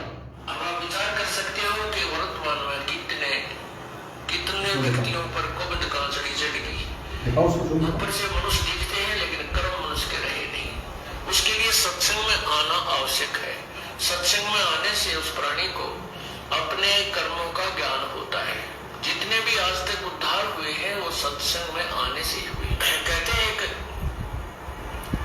गब्बू डाकू था, उसका नाम था गब्बू, और वो बहुत प्रसिद्ध हो गया था। अंग्रेजों के समय की बात है। उसने एक दिन डाका डालना था रात्रि के समय, उसका फिक्स टाइम होता था। उस समय नहीं वो किसी की परवाह करता था, अपना वो काम कर ही देता था। तो उसने एक डाका डालने की स्कीम बनाई, अल्टीमेटम दे रखा था कि इस दिन मैं डाका डालूंगा अंबाला में।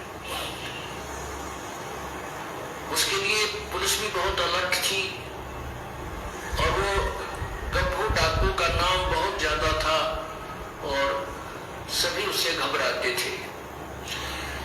अब उसका रात को उसने 1 बजे डाका डालना था। उससे पहले उसने समय व्यतीत करने के लिए देखा कि कुछ लोग एकत्रित हुए बैठे हैं। उन्हीं में जाकर बैठ गया। वहां एक संत वचन कर रहा था, प्रवचन दे रहा था, उन्हीं में बैठ गया। और उस संत ने परमात्मा की महिमा का गुणगान किया, अच्छे और बुरे कर्मों का निर्णय दिया।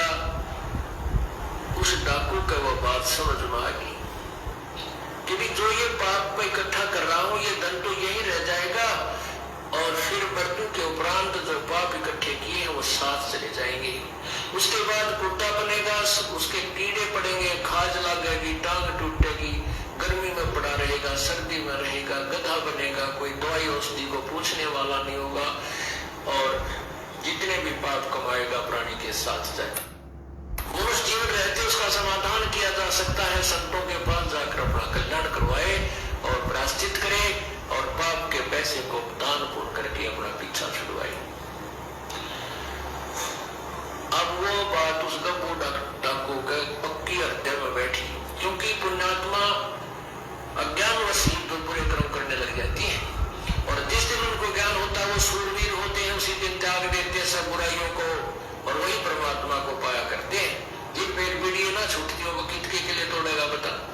जिस पे पीढ़ी नहीं छूटती वही नहीं तो परमात्मा के नाम में जो बाधक है तो वो किसकी भक्ति करेगा? वो तो कमजोर आदमी है, वो पार हो ही नहीं सकता, उसने अपने विकार त्यागने होंगे।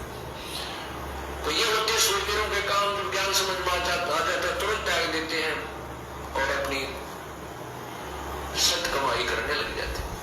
तो सत्संग जो वचन हो लिए तो साधु उसके बाद समझ में आ गई डाकू के।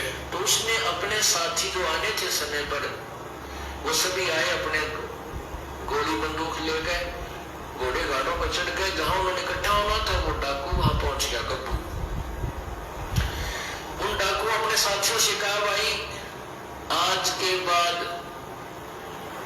गब्बू डाके नहीं मारेगा और ना ही कोई बुराई करेगा। आज मैंने सत्संग सुन लिया तो डाकू नाराज हो गए, भाई हमने आज इसमें 1 लाख रुपए का फायदा होना था, ये तो दे दे। तो वो कहने लगा ठीक है भाई, मैं और तुम्हें आज 1 लाख रुपए का जो हानि तुम्हें हो रही है वो जो मेरी पूंजी है उसमें से ले लो, और बाकी मैं अपने दान पुण्य करूंगा, पीछा छुटवाऊंगा। डाकू वापस चले गए। वो सरदार था, उनका मुखिया था। तो उसने सोचा चलो साधु के पास जाता हूं जो सत्संग कर रहा था, धर्मशाला में रुका हुआ था। वो गप्पू डाकू उस संत के पास गया और वहां क्वाड़ खड़खड़ाया। रात को इस संत को जगाया, कहा प्रभु जी मैंने आपका सत्संग सुना है, मैं आपके चरणों में उपदेश लेना चाहता हूं। संत ने पूछा भाई कौन है, इसी रात ने के इमरजेंसी हो गई तेरी, दिन में भी ले सका था नाम तो सुबह भी आ सकता था, रात ना आने का क्या मतलब है तेरा, आपको कहानी बता। तो वो कहने लगा महाराज जी मैं एक बहुत भयंकर डाकू हूं, मेरा नाम गप्पू है, मैंने रात में आपका सत्संग सुना और आपके सत्संग सुनकर मैं अपनी दिशा बदलना चाहता हूं। अब गप्पू नाम सुनते उस संत के भी पिंडी का पल्ला की वो कड़ा गया कसाई, सुबह सुबह यूं मनवाना तेरी झाड़ा लेना है और तेरा ही, तो वो भी डर गया। संत बोला भाई एक काम करे बेटा, नाम तो खत तुझे उपदेश तो दे दूंगा, पर भाई तो थाने में जाकर समर्पण कर दे।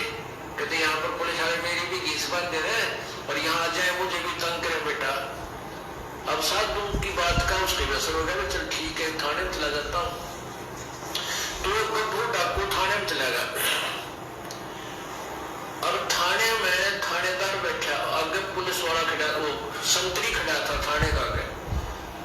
वो बोला भाई कौन है, कितना है, अंदर नहीं जाना, खड़ा हो जाए बाहर। तो बोला भाई मैं गप्पू डाकू हूँ और तेरे थानेदार से मिलने आया हूँ। अब गप्पू डाकू नाम सुनते 2 कदम पर खड़ा, उस संतरी की हाथ का ऊपर ला गया, बंदूक भी हाथ में छूट गई। वो बंदूक उसने ठा ली कि तुमने को मारना दे बात। वो बंदूक दौड़ी गाड़ी का डिगा पेटी एक लो लको दी, उसने दूर सामने थानेदार बैठा था कमरे में। तो वो भीतर अंदर गया तो बोला कौन तू कैसे आ गया, न बोला जी मैं हूँ गप्पू डाकू।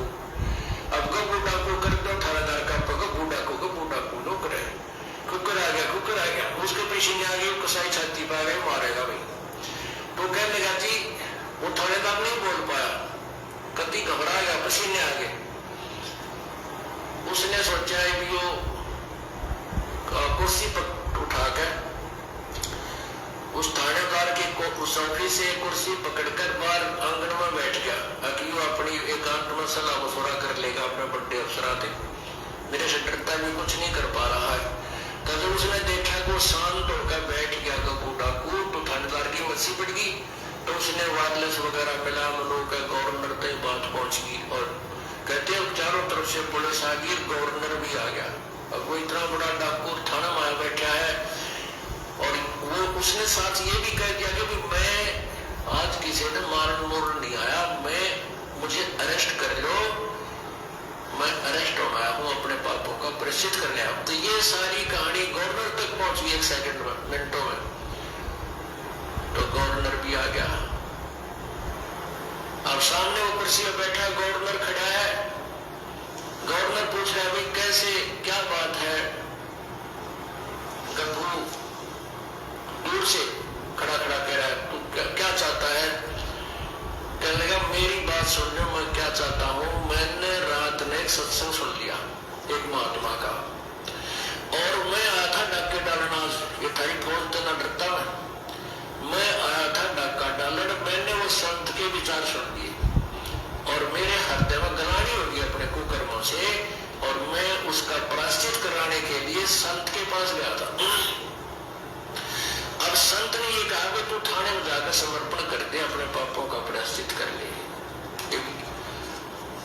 और तो मैं ये आया हूं कि मुझे अरेस्ट कर लो, कि जहां भी तुमने फांसी तोड़ना तोड़ दो।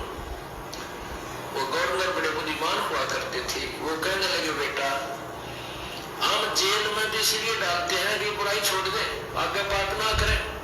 और तूने पहले ही समर्पण कर दिया, तू आज हृदय में तेरे जगह नहीं रही इस बात की, जब हम तुझे बरी करते हैं, हम तुझे नहीं मारेंगे, ना कैद में डालेंगे। अब कब बोलो सोचा यार अच्छी बात बिगड़ी पाई है, मैंने कैद में नहीं डालते, मेरे पाप कटे को नहीं बोला तो मेरी बात मान जाओ, मुझे सजा दे दो। तो बोला भाई नहीं, हम सजा नहीं देते, आप जाओ पिटते देख लो साधु हो गया, कभी भी किसी का नुकसान कर ही नहीं सकता। तो फिर संत के पास आया, संत ने सोचा ये टेढ़ा आ गया भाई, ये तो मेरा और काम झूठना धोना खराब करेगा। कहने का बेटा क्या बात हुई, थाने में नहीं गया।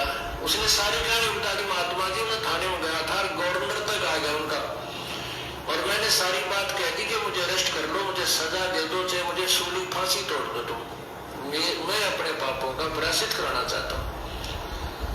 तो उन्होंने मुझे कह दिया बेटा जा तू, हम तुझे कोई सजा नहीं देंगे, तू तो सजा इसलिए देते सुधर जाए, और तो कोई सुधर गया, हम क्या सजा देंगे तुझे, तो वैसे संत बन गया।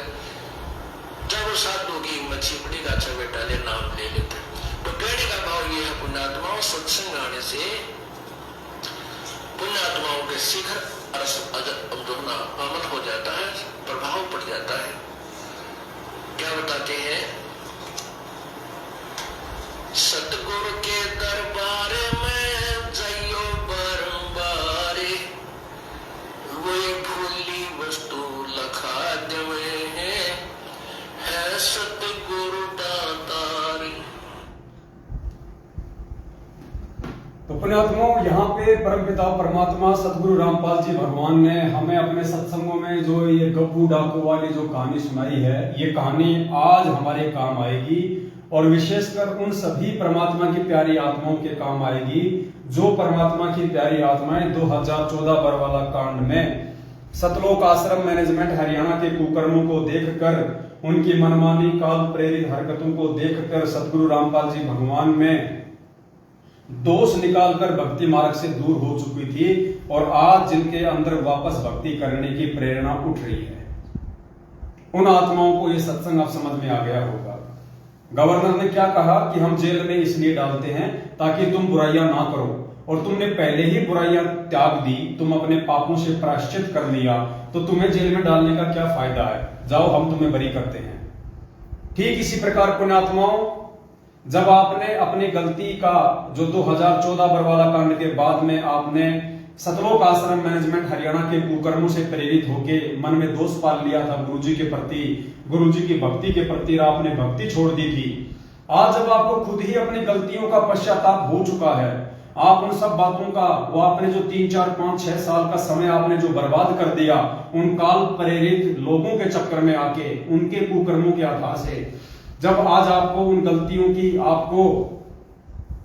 आपको आज उन गलतियों के कारण आज आपको पछतावा हो रहा है, आपको प्रायश्चित हो रहा है, तो पुण्यात्माओं परमात्मा ने आपको माफ किया, क्योंकि मालिक अंतर्यामी है।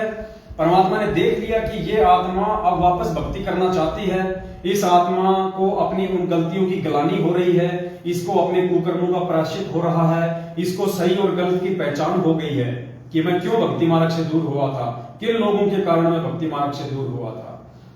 तो परमात्मा ने आपके उन अंदर के भावों को देखकर, उस अंतर्यामी परमात्मा ने आपको उसी समय माफ कर दिया, और आपके अंदर परमात्मा ने एक सत प्रेरणा जागृत कर दी कि मैं वापस भक्ति शुरू करूं, मैं वापस परमात्मा का दरबार लगाऊं, मैं वापस इस परमेश्वर से मैं जुड़ूं। अब काल आपको फिर से ना फांस ले, क्योंकि काल आपको वापस फांसेगा कब, जब आप उन्हीं फर्जी नामदान केंद्रों पे जाओगे नाम शुद्ध करवाने के लिए, क्योंकि वो फर्जी नामदान केंद्र वही लोग खोल के बैठे हैं जिन लोगों ने आपको वर्षों पहले उल्टे काम करके परमात्मा की भक्ति से दूर किया। तो आप उन काल प्रेरित लोगों के झांसे में वापस ना आ जाओ, आप उन्हीं मनवस लोगों के पास वापस ना चले जाओ। इसलिए परमात्मा ने पहले ही ये वीडियो बना के आप सभी भाई बहनों तक भिजवा दिए, सात संगतियों के प्रोग्राम आप सभी भाई बहनों को दिखवा दिए, ताकि आप नीर खीर का निवारा कर ले, सत्य से परिचित हो जाए। तो पुण्यात्माओं, आपको परमात्मा ने, जैसे उस गवर्नर ने गब्बू डाकू के भाव देखकर, उसकी आत्मगलानी को देखकर, उसके कुकर्मों से पश्चाताप को देखकर उसको माफ कर दिया, उसको सजा नहीं दी। ठीक इसी प्रकार पुण्यात्माओं, आज वर्तमान में गुरुदेव के हिसार जेल में रहते सहते बाहर आज जो आपकी भक्ति करने की जो इच्छा जागृत हो रही है, उस आधार से परमात्मा ने आपको उसी समय माफ कर दिया।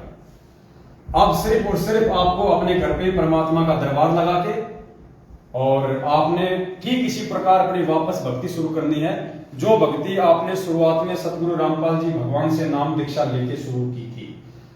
और अब आपने विशेष तौर पे ध्यान रखना है, आपको एक हिदायत है परमात्मा की तरफ से, ये आपको एक अंतिम मौका है, आपको एक लास्ट चांस दिया है परमात्मा ने इतने वर्षों के बाद। कहते हैं ना कि एक बॉल पे 2 छक्के और जीवन में 2 मौके हर किसी को नहीं मिलते, किसी भाग्यशाली को ही मिलते हैं। तो ये जीवन में दूसरा मौका, जो आप परमात्मा से दूर हो चुके थे, ये दूसरा मौका आपको उस परमेश्वर ने दिया है और आप तीसरे मौके की उम्मीद ना करना। इसलिए आप जी हृदय से परमात्मा से समायाचना मांग के अपने घर से और वापस परमात्मा की उसी प्रकार से अपनी आराधना शुरू करें, अपनी भक्ति शुरू करें। आप एक साफ शुद्ध पानी की बोतल भर लें, उस बोतल को आप परमात्मा के दरबार में रखें।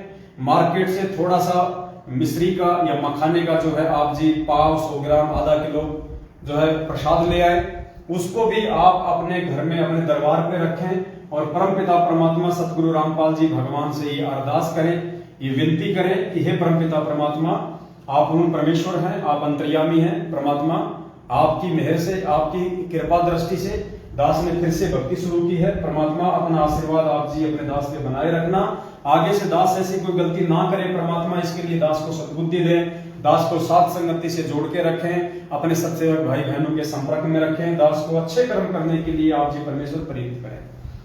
और हे परमात्मा, ये जो जल है साधारण सा, परमात्मा आप अपनी वचन शक्ति से आप इसको परमेश्वर जो है अपने चरणामृत में तब्दील करें। आज के बाद परमात्मा यही मेरे लिए आपका असली चरणामृत है और ये जो प्रसाद है परमेश्वर, आप इसमें भी अपनी सर्व शक्ति को प्रवेश करें और आप परमेश्वर की तीनों समय की आरती करें। परमात्मा ने जो मंत्र आपको दिए हैं, जो विधि परमात्मा ने बताई है, जो नियम है, उस आधार से आप अपना भक्ति साधना कीजिएगा। अपना नेक नीति ईमानदारी से आप अपना जो भी अपना रोजी रोटी के लिए काम धंधा करते हैं, अपना काम धंधा कीजिएगा। जब भी आपको समय मिले तो आप जी साथ संगति में जरूर आए, अपने भाई बहनों के साथ मिलकर सतगुरु रामपाल जी भगवान को भोग लगाएं। आप जी परमात्मा को प्रसन्न करें, परमात्मा को ये विश्वास दिलाएं कि आप एक अच्छे और नेक भगत बन चुके हैं, आप साथ संगति से जुड़ चुके हैं। आगे आप कभी किसी भी मनवश काल प्रेरित लोगों के बहकाव में आके अपने गुरुदेव को दुखी नहीं करेंगे, गुरुदेव को नाराज नहीं करेंगे। तो ये जो शंका थी, ये उन तमाम भगत भाई बहनों की थी जो 2014 बरवाला कांड के बाद में भक्ति छोड़ चुके थे। तो दास उम्मीद करता है परमपिता परमेश्वर जी के आशीर्वाद से आप जी को आज के वीडियो के माध्यम से ये बात आपको समझ में आ गई होगी कि आपने किस प्रकार यदि भक्ति छोड़ चुके हैं वापस शुरू करना चाहते हैं तो किसी भी सतलोक आश्रम मैनेजमेंट हरियाणा के द्वारा खोले गए फर्जी नामदान केंद्रों पे ना जाकर कैसे ज्ञान को आधार बनाकर अपने घर पर ही अपना नाम शुद्ध करें और परमपिता परमेश्वर जी की भक्ति वापस शुरू करें। इसके अलावा पुण्यात्माओं दूसरा कोई तरीका दुनिया में नाम शुद्धिकरण का नहीं है। या तो आपको हिसार जेल में जाना पड़ेगा, गुरुदेव से वहीं जाके माफी मांगनी पड़ेगी, फिर परमेश्वर जो दिशा निर्देश दे उस अनुसार आप अपनी भक्ति करें। दूसरा तरीका आपको परमात्मा ने इस वीडियो के माध्यम से समझवा दिया है, यही दूसरा और बेस्ट तरीका है, इसके अलावा और कोई तरीका नहीं है। यदि वास्तव में आप हृदय से आत्मग्लानि के साथ, पश्चाताप के साथ माफी मांगेंगे और सही नीयत से भक्ति करेंगे तो परमेश्वर अंतर्यामी है, आपको माफ करेगा। आपको फिर आगे कहीं कोई समस्या परमात्मा नहीं आने देगा और साथ संगति से आप जुड़ी जाओगे तो परमात्मा आपसे कोई ऐसी गलती फिर से नहीं होने देगा जिससे कि दोबारा परमात्मा आपसे नाराज हो जाए। तो ये उन सभी आत्माओं के लिए जिनकी ये शंका थी, उम्मीद करता हूं सदगुरुदेव जी ने दास को सद्बुद्धि देके और ज्ञान आधार से आप जीवों को जो समझवाई है आपको अच्छे से समझ में आई होगी। तो आज के लाइव शंका समाधान में बस केवल इतना ही, बाकी हम कल फिर एक दूसरे के सामने रूबरू होंगे और जो भगत भाई बहनों की जो शंकाएं हैं उनको लेके हम आपके सामने आएंगे। बीच बीच में जो भी छोटी मोटी कोई घटना होगी संगत में, हम उस घटना से भी हम आपको रूबरू करवाएंगे ताकि आप भगत भाई बहन कोई भी गलतियां करने से बचें और इस परमेश्वर की भक्ति मार्ग में निसंशय होकर आगे बढ़े।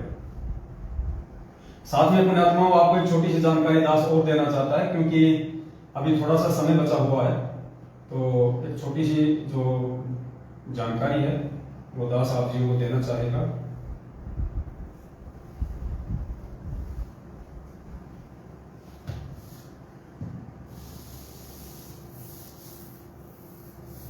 ये पुणात्मा अभी 4-5 दिन पहले की बात है,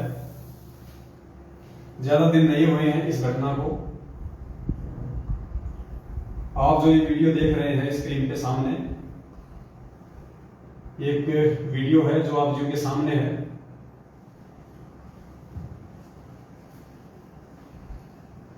ये वीडियो पुणात्मा छत्तीसगढ़ के बालोद गांव का है, बालोद गांव है या जिला है, वहां का ये वीडियो है। वहां की न्यूज में ये न्यूज आई है।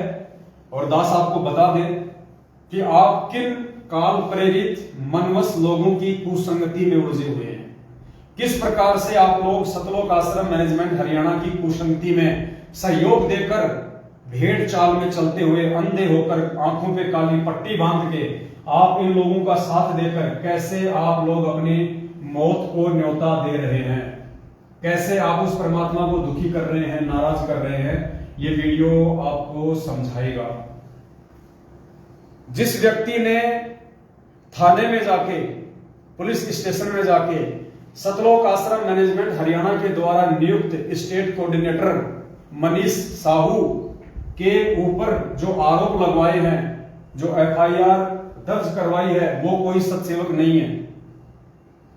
सतलोक आश्रम मैनेजमेंट हरियाणा से 2020 में इन्होंने नाम दीक्षा ली थी और 2020 के बाद जब इनको पता चला धीरे धीरे सच्चाई का और इन्होंने सतलोक आश्रम मैनेजमेंट हरियाणा के फरमानों को मानने से इनकार कर दिया, उनके पीले पर्चों को मानने से इनकार कर दिया कि भाई हम किसी व्यक्ति की कोई बात नहीं मानेंगे। हम जब गुरुदेव से जुड़े थे तो पीले पर्चे देख के नहीं जुड़े, हम ये फर्जी ऑडियो सुन के नहीं जुड़े, हम गुरुदेव का सत्संग सुन के जुड़े थे और हम गुरुदेव के सत्संगों में कही गई बातों को ही उनका आदेश मानेंगे जब तक गुरुदेव हिसार जेल से बाहर नहीं आ जाते हैं। तो इन सब बातों से दुखी होके अपने धार्मिक धंधे को बंद होता देखकर कि अगर संगत इसी प्रकार ज्ञान आधार से चलती रही, हमारे नामदान केंद्रों पे आना छोड़ दिया, हमारे फर्जी आश्रमों में आना छोड़ दिया, हमको ज्योति पाठ और दान का पैसा देना छोड़ दिया, तो हमारे तो बच्चे भूखे मर जाएंगे, हम लोग खाएंगे क्या। इन सब बातों से दुखी होकर सतलोक आश्रम मैनेजमेंट हरियाणा की मंडली ने उस भगत के घर पे जाके धरना दे दिया और उस भगत ने आरोप लगाए हैं, ये न्यूज एंकर आपको बताएगी। थाने में जाके उस भगत ने एफआईआर करवाई है। वो भगत आपको बताएगा अपने मुख से कि किस प्रकार से वहां का जो स्टेट कोऑर्डिनेटर है, उसका नाम क्या, मनीष साहू या क्या है, अभी आप इसमें सुन लेना। छत्तीसगढ़ के स्टेट कोऑर्डिनेटर ने उस भगत की जो बेटी है उसको हम बिस्तर होने के लिए वादे किया, हम बिस्तर होने के लिए, अपने साथ में सेक्स करने के लिए उस बहन को उसने बाध्य किया, उसके ऊपर दबाव डाला। क्या कारण था, क्या नहीं कारण था, ज्यादा डिटेल में मैं नहीं गया, लेकिन ये न्यूज हमारे सामने आई है। ये न्यूज आपको कुछ बताएगी, आप जी ध्यान से आप इसको सुनिएगा। छत्तीसगढ़ के बालोद जिला में पीड़ित प्रार्थी ने बताया कि सदगुरु रामपाल महाराज जी के नाम पर प्रशासन के मापदंडों को ठेका दिखाते हुए कुछ लोग अवैध रूप से नामदान केंद्र में दीक्षा लिए पुण्य आत्मा को प्रताड़ित कर रहे हैं। परिवारवाद चलाते हुए आश्रम में पाठ, प्रकाश, ज्योति, आरती और दान के पैसों पर कब्जा बनाए हुए हैं, जबकि संत रामपाल महाराज जी का उद्देश्य है कि भारतीय संविधान के आधार पर ही नामदान केंद्र का संचालन किया जाए, परंतु उनकी बातों की धज्जियां उड़ाते हुए नामदान केंद्र में जमा हुई राशि और ट्रस्ट संबंधित किसी भी प्रकार के दस्तावेज छत्तीसगढ़ शासन को उपलब्ध नहीं कराया गया है। संत रामपाल के शिष्य महिलाओं की इज्जत करते हैं, परंतु राज्य संयोजक दुष्यंत, जिला संयोजक प्रमोद, मनीष एवं उद्धर आदि लोगों द्वारा बदनाम करने की नियत से लज्जा भंग करने की कोशिश की जा रही है। कारण मात्र इतना है कि ब्लॉक सेवादार मनीष जो भगत है उन्होंने आरोप लगाया है कि वहां के जो स्टेट कोऑर्डिनेटर हैं उन्होंने उनकी बेटी की लज्जा भंग करने की कोशिश की, हम बिस्तर होने का आरोप लगाया। इन्हीं के लोग हैं ये, कोई सत्सेवक नहीं है, इन्हीं मैनेजमेंट के लोग हैं जो मैनेजमेंट के कुकर्मों से दुखी होके पुलिस स्टेशन में जाके इनके स्टेट कोऑर्डिनेटर के खिलाफ एफआईआर दर्ज करवा रहे हैं। आगे सुनिए। साहू द्वारा लड़की को हम बिस्तर होने के लिए कहा, बात कही गई थी। बात नहीं मान दोबारा सुनिए जरा। प्रमोद, मनीष एवं उद्धर आदि लोगों द्वारा बदनाम करने की नियत से लज्जा भंग करने की कोशिश की जा रही है। कारण मात्र इतना है कि ब्लॉक सेवादार मनीष साहू द्वारा लड़की को हम बिस्तर होने के लिए कहा, बात कही गई थी। बात नहीं मानने पर भागी परमेश्वर के इशारे में मीटिंग कर इन्हें बदनाम करते हुए सभी के बीच इनके माँ बाप को बेइज्जत करते हुए अनगढ़ बातें कही गई, जिनकी रिपोर्ट दर्ज बालोद कोतवाली में कराई गई। ये भगत जी हैं जो उस लड़की के पिता हैं। इनकी लड़की को छत्तीसगढ़ के स्टेट कोऑर्डिनेटर ने हम बिस्तर होने के लिए वादे किया। तो ये उस लड़की के पिता हैं, ये भी एक भगत है। अब ये वहां पुलिस थाने के सामने मीडिया को क्या कह रहे हैं, क्या रिपोर्ट दे रहे हैं। इनके माँ बाप को बेइज्जत करते हुए अनगढ़ बातें कही गई, जिनकी रिपोर्ट दर्ज बालोद कोतवाली में कराई गई। ये तो पहला ऐसा कदम होगा जब कोई पीड़िता ने हमारे जो जिला, प्रदेश और ब्लॉक और अन्य जो प्रमुख कार्यकर्ता हैं उनके खिलाफ में इनके जो कर्म हैं इनको प्रकाश में लाने के लिए हिम्मत जुटाई है अब थाने में रिपोर्ट करने के लिए। ये तो बहुत अच्छी बात है। और मेरे ख्याल से तो काफ़ी जो संगत है हमारी वो बहुत ज़्यादा परेशान हैं, उनको बहुत पीड़ित लोग हैं। और यहाँ तक कि ये लोग जो है अपना जासूस लगाए हुए हैं कि इनके खाने पीने, रहने पहने हर एक स्वतंत्रता पर इन लोगों ने नज़र रखा हुआ है। और जो भी व्यक्ति इनके खिलाफ ऐसा लगता है कि कुछ प्रकाश डाल देगा या बोल देगा, और उनको ये लोग मिशन से बाहर करने के लिए एक पीला पेज बनाया हुआ है। ये संत रामपाल जी महाराज जी से जुड़े हुए लोगों की बात है। और मैं भी करीब 8 साल पहले से जुड़ा हुआ हूँ संत रामपाल जी महाराज जी से। और 2-3 साल पहले तक ऐसा इस तरीके की कठिनाइयों का सामना जो है आम भगत को झेलना नहीं पड़ता था। अभी इन लोगों ने अपना एक बूथ बनाया हुआ है, वो भी जो चयनित किए गए हैं ब्लॉक सेवादार, जिला सेवादार या कोई स्टेट सेवादार, वो आम संगत के थ्रू बनाया नहीं गया है। ये कहीं ऊपर से लोग बन के आता है और ये लोग ऊपर से किसी चीज का पालन करते हैं। संगत से बनाए हुए जो लोग रहते हैं जिनको आम संगत बनाना चाहती है कि इनको हम अपने लिए जिला सेवादार चुनेगा था, तो उन लोगों का यहाँ पे कोई चलने नहीं दे रहा है। तो पुण्यात्माओं, इस प्रकार से उस लड़की के पिता ने आरोप लगाए हैं। आप सबके सामने वीडियो है, लड़की का पिता है, थाने के सामने से मीडिया को इंटरव्यू दे रहा है, एफआईआर करवाई है और स्पष्ट कह रहा है कि पूरी संगत छत्तीसगढ़ की महादुखी है इन लोगों से। पिछले 3-4 वर्षों से ये जो मैनेजमेंट है सतलोक आश्रम हरियाणा, इन्होंने संगत को बहुत ज्यादा दबा के रखा हुआ है अपने धार्मिक धंधे के लिए। ये संगत को डरा के रखते हैं, धमका के रखते हैं। कोई भी व्यक्ति यदि इनकी बातों को नहीं मानता है जो हमारे गुरु जी के ज्ञान के खिलाफ होती हैं, तो उन लोगों के घर पे आके मंडली बुला के उनको डराते हैं, धमकाते हैं, उन लोगों को मिशन से बाहर करने के लिए दबाव डालते हैं। तो ये सारी बातें आपको लड़की के पिता ने, जो कि भगत हैं, संत रामपाल जी के भगत हैं, इन्होंने आपके सामने बताई है। दास कोई अपनी तरफ से नहीं बता रहा है। और हम ये भी नहीं कह सकते कि ये झूठ बोल रहे हैं या ऐसा नहीं हो सकता, क्योंकि अभी आपने 1 घंटे पहले इसी वीडियो में देखा कि 1.5 साल पहले जिस नामदान सेवादार ने, जो कि मध्य प्रदेश के धार जिले का था, जिसने एक नाम शुद्ध करवाने गई शादीशुदा बहन के साथ 8 दिन तक बलात्कार किया, आज लगभग 16-17 महीने के बाद में ट्रैक्टर और ट्रॉली के एक्सीडेंट में उसकी मौत हुई है। आज उसकी अकाल मौत हुई है जिसने जो कुकर्म किया था। तो इन सेवादारों के लिए, इन ब्लॉक सेवादारों के लिए, इन कोऑर्डिनेटरों के लिए ऐसी कोई बड़ी बात नहीं है। ये संगत को केवल भेड़ बकरियां समझते हैं, संगत को मक्खी मच्छर समझते हैं, संगत को केवल अपने धार्मिक धंधे का एक सीढ़ी समझते हैं। और वो मूर्ख व्यक्ति हैं, वो ज्ञानहीन प्राणी हैं, जो इतना समझने के बावजूद भी, इनकी इतनी उल्टी और मनवश काल प्रेरित घटिया हरकतों को देखने के बावजूद भी, और आए दिन उन घटिया हरकतों के चलते जो इनकी मृत्यु हो रही है, इन सब बातों को नजरअंदाज करके, आंखों पे काली पट्टी बांध के, फिर भी इन्हीं मनवश कुकर भी लोगों का साथ दे रहे हैं और अपने आने वाले आध्यात्मिक क्षेत्र में, अपने भविष्य में, अपने जीवन में कांटे बो रहे हैं। तो ये कोई बड़ी बात नहीं है। लेकिन समझदार वो होगा अच्छी आत्मा वो होगी, सतगुरु रामपाल जी भगवान का कृपा पात्र भगत वो होगा जो समय रहते इन सभी ज्ञान विरुद्ध घटिया हरकतों से शिक्षा लेते हुए संभल जाएगा। जो सतलोक आश्रम मैनेजमेंट हरियाणा को, जो कि काल प्रेरित है, सतगुरु रामपाल जी भगवान के यथार्थ 13वें कबीर पंथ को उसका सत्यानाश करने के लिए, उसको बर्बाद करने के लिए, लोगों को इस मार्ग से तोड़ने के लिए आया हुआ है।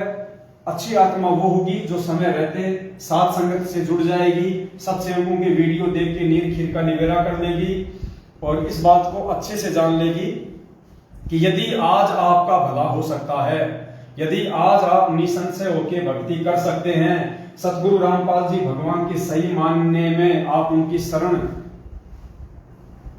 शरणागत हो सकते हैं, आप अपने आप को एक अच्छा सुयोग्य भगत कह सकते हैं, तो सिर्फ और सिर्फ सात संगति से जुड़ के ही ऐसा संभव है, दूसरा उसका कोई तरीका नहीं है।